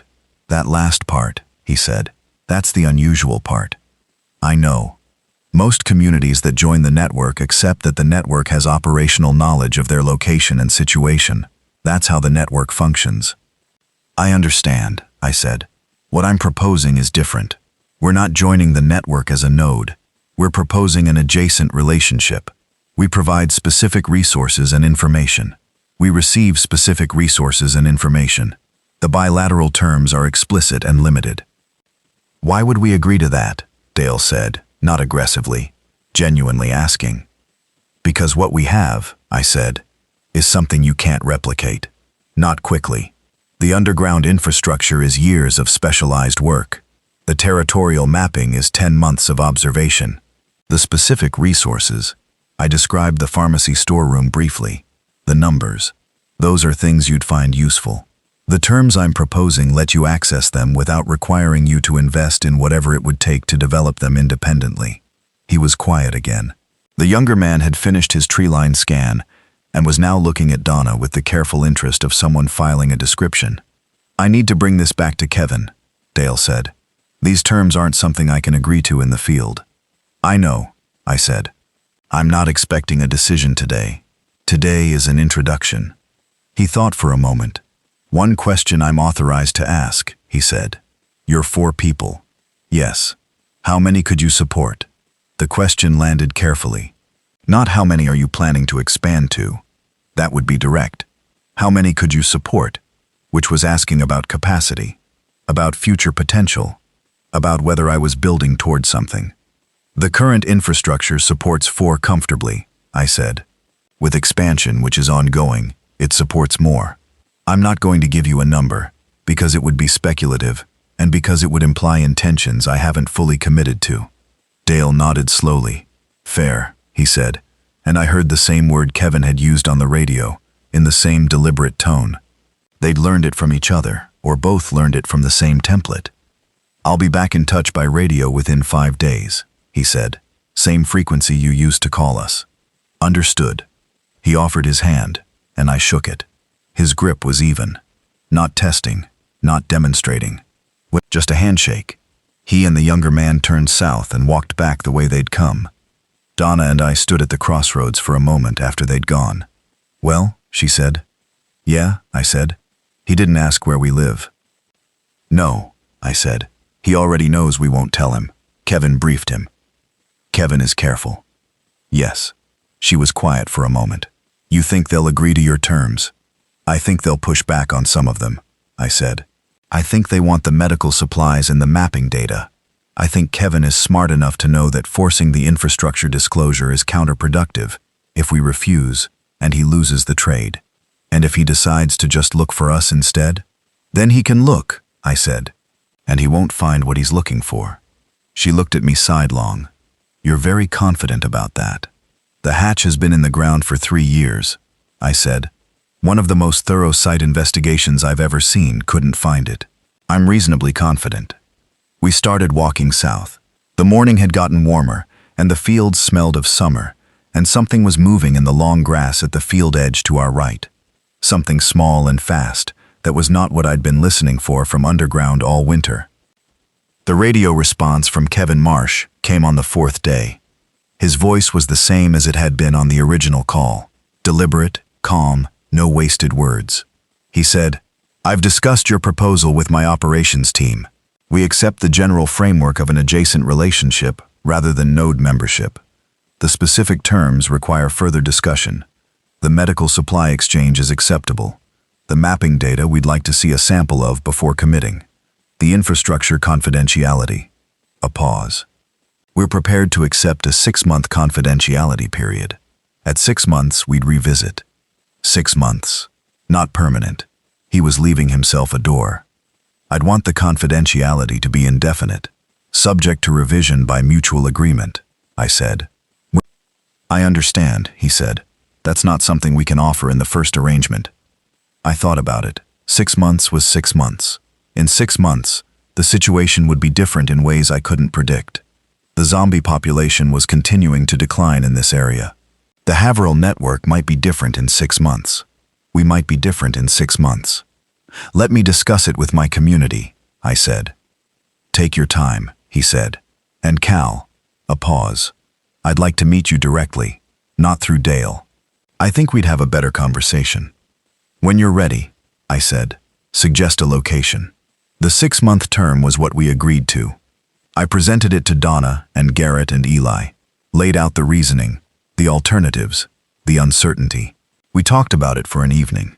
The conclusion was that 6 months of operating with a known adjacent relationship to the Haverhill network was better than 6 months of unknown relationship, and that the terms were specific enough to be enforceable in a practical sense. We sent our first mapping data packet to the network in early August. I transcribed 20 pages of my observation notes into a format I could transmit in pieces, and I sent it over several nights on the arranged frequency. The response from the network was prompt and specific. They had uses for the data immediately, cross-referencing it with what they'd gathered from other areas. The information exchange felt like what it was, the beginning of a working relationship that neither side fully trusted yet, and both sides found useful. The personal meeting with Kevin Marsh happened in late August. Neutral ground again. A different location. A road junction I'd suggested, farther south than the first meeting, which put it solidly in territory I knew well. He was shorter than I'd expected from his voice. 50 maybe, wearing practical clothes that were clean and in reasonable repair, not the appearance of someone in crisis. He came with one person, a woman named Ruth, who introduced herself as his logistics coordinator and then said nothing more for the entire meeting, which I found professionally impressive. Kevin Marsh looked at me, and then looked at the ground around me, and then looked at the area behind me, and said, "I've been thinking about your setup for 3 months." "I know," I said. "You're not going to tell me where it is." "Not today," I said. "Not today," he repeated, meaning eventually. "Meaning when the trust level supports it," I said, "which it doesn't yet." He seemed to find this entirely reasonable. "Fair," he said, and the word was the same even in person. "Let me tell you what we're working toward. The regional network has been my focus since about week 3 of the outbreak. Not because I had a plan, I didn't. Nobody had a real plan. But because I could see that the difference between people surviving and not surviving was organizational, and organization was something I knew how to do." "Logistics background," I said. "Supply chain," he said. 22 years. You find out a lot about what systems need to keep running when you spend 22 years making sure they run." He looked at me. "Your background is geotechnical engineering." "Yes." "You knew how to build what you built." "It's the combination," I said. "Knowing the soil mechanics and having the time to build it. Without both, it doesn't work. What you have," he said, "is the most secure survivor installation in a 100-kilometer radius. You know that." "I think so," I said. "I don't have complete information about what else is out there." "I do," he said, "or close to it. Nothing else compares." He paused. "That's a valuable thing." "Yes. And it's only valuable as long as it's secure." "Yes. Which means you're right to protect the location information," he said. "I understand that now better than I did when I first heard about you.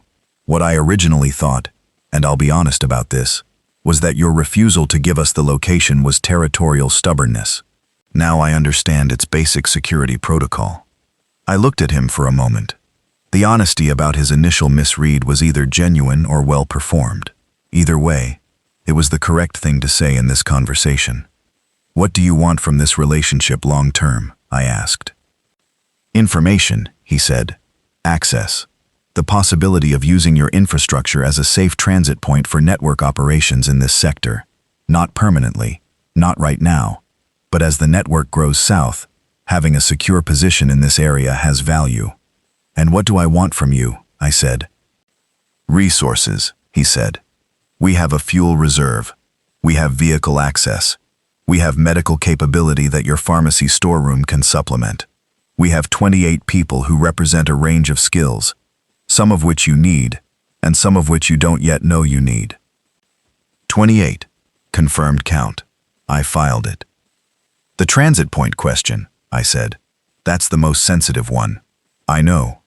If your network uses my installation as a transit point, the location becomes known to more people in your organization."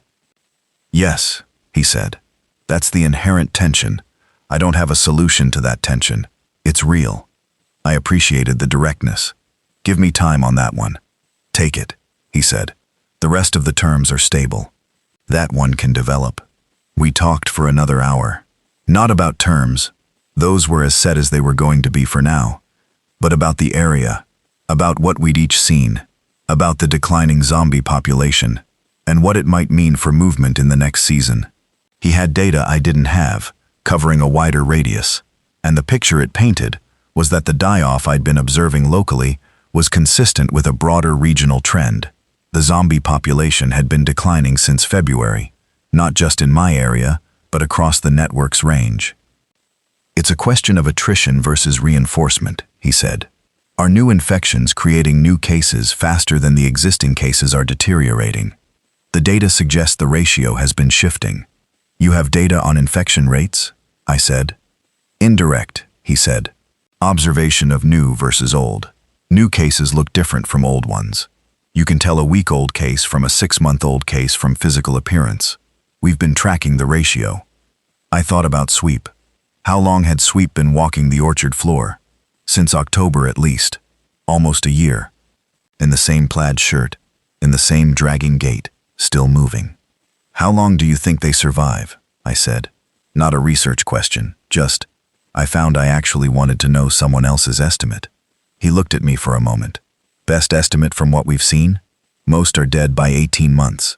Some go longer. No way to know the factors that determine the outliers." 18 months.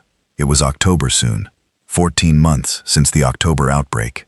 If Kevin Marsh's estimate was right, the peak was probably past. The long tail was still long, but the peak was past. I thought about what that meant. What the world might look like at 18 months, at 24. Not a normal world. That was a fantasy I'd stopped entertaining early. But a different world from the one we were in. A world where the zombie population was continuing to decline, and the survivor population was, in pockets, beginning to consolidate. A world where an underground house with a network of tunnels and a relationship with a regional information network might be a different kind of thing than it had been in October, when I sealed the hatch and listened to the first footsteps above my head. I'm writing this in the main room. It's late September, which I know because my watch says so, and because the air through the ventilation system has that specific quality of early autumn, the first edge of cold in a temperature that is otherwise mild.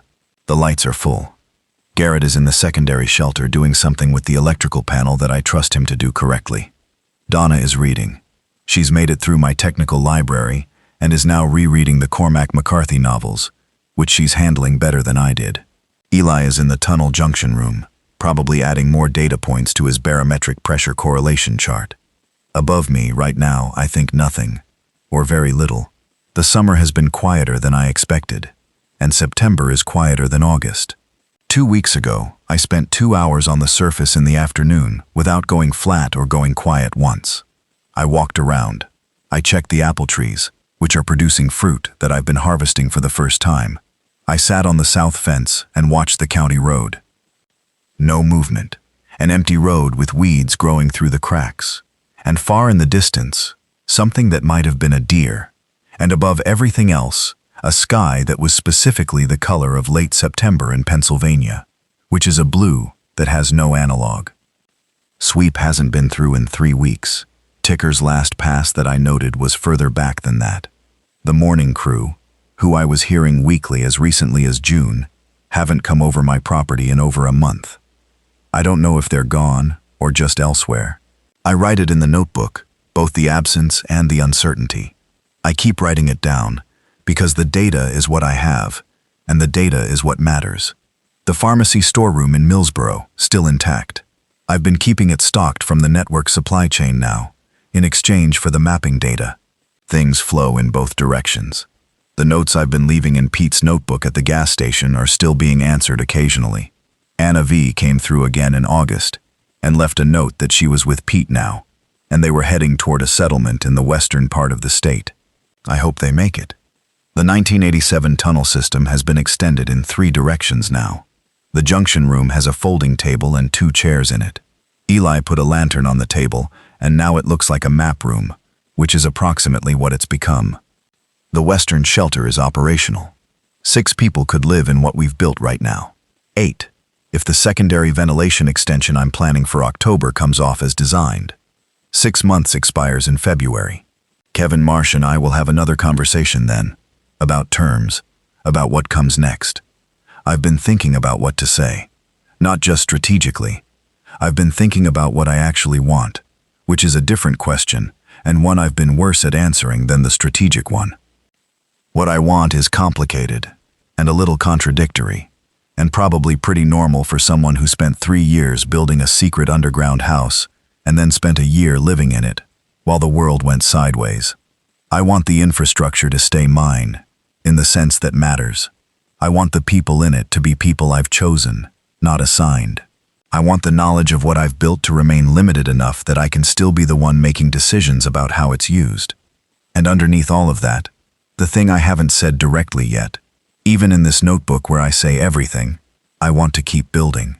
The secondary shelter is good. The tunnel network is good. There's a position on the north part of my property that has always looked like a logical spot for a third structure. The soil conditions are right. The depth to bedrock is workable. The solar exposure on the north berm is sufficient. I've been running the calculations in my spare time, which is not nothing, even now, even with 3 other people in the space. The underground network I described to Donna and Garrett in the first weeks after they arrived, the idea of connecting structures, of building something that extends below the surface of the area, the way the zombie population extends above it, existing in the same territory without ever quite being in the same world. That idea is still the one I keep coming back to. It's a long-term project, longer than 2 years, longer than 3. It requires materials and labor and time, and the kind of patience that I have always been better at than most things. It also requires being alive, which I have managed so far, which I intend to keep managing, and which the invisible underground house has been making possible in a way that I find, when I think about it carefully, honestly, without the engineering detachment that I use for most of my thinking, genuinely astonishing. I built something beneath the world. The world ended, more or less.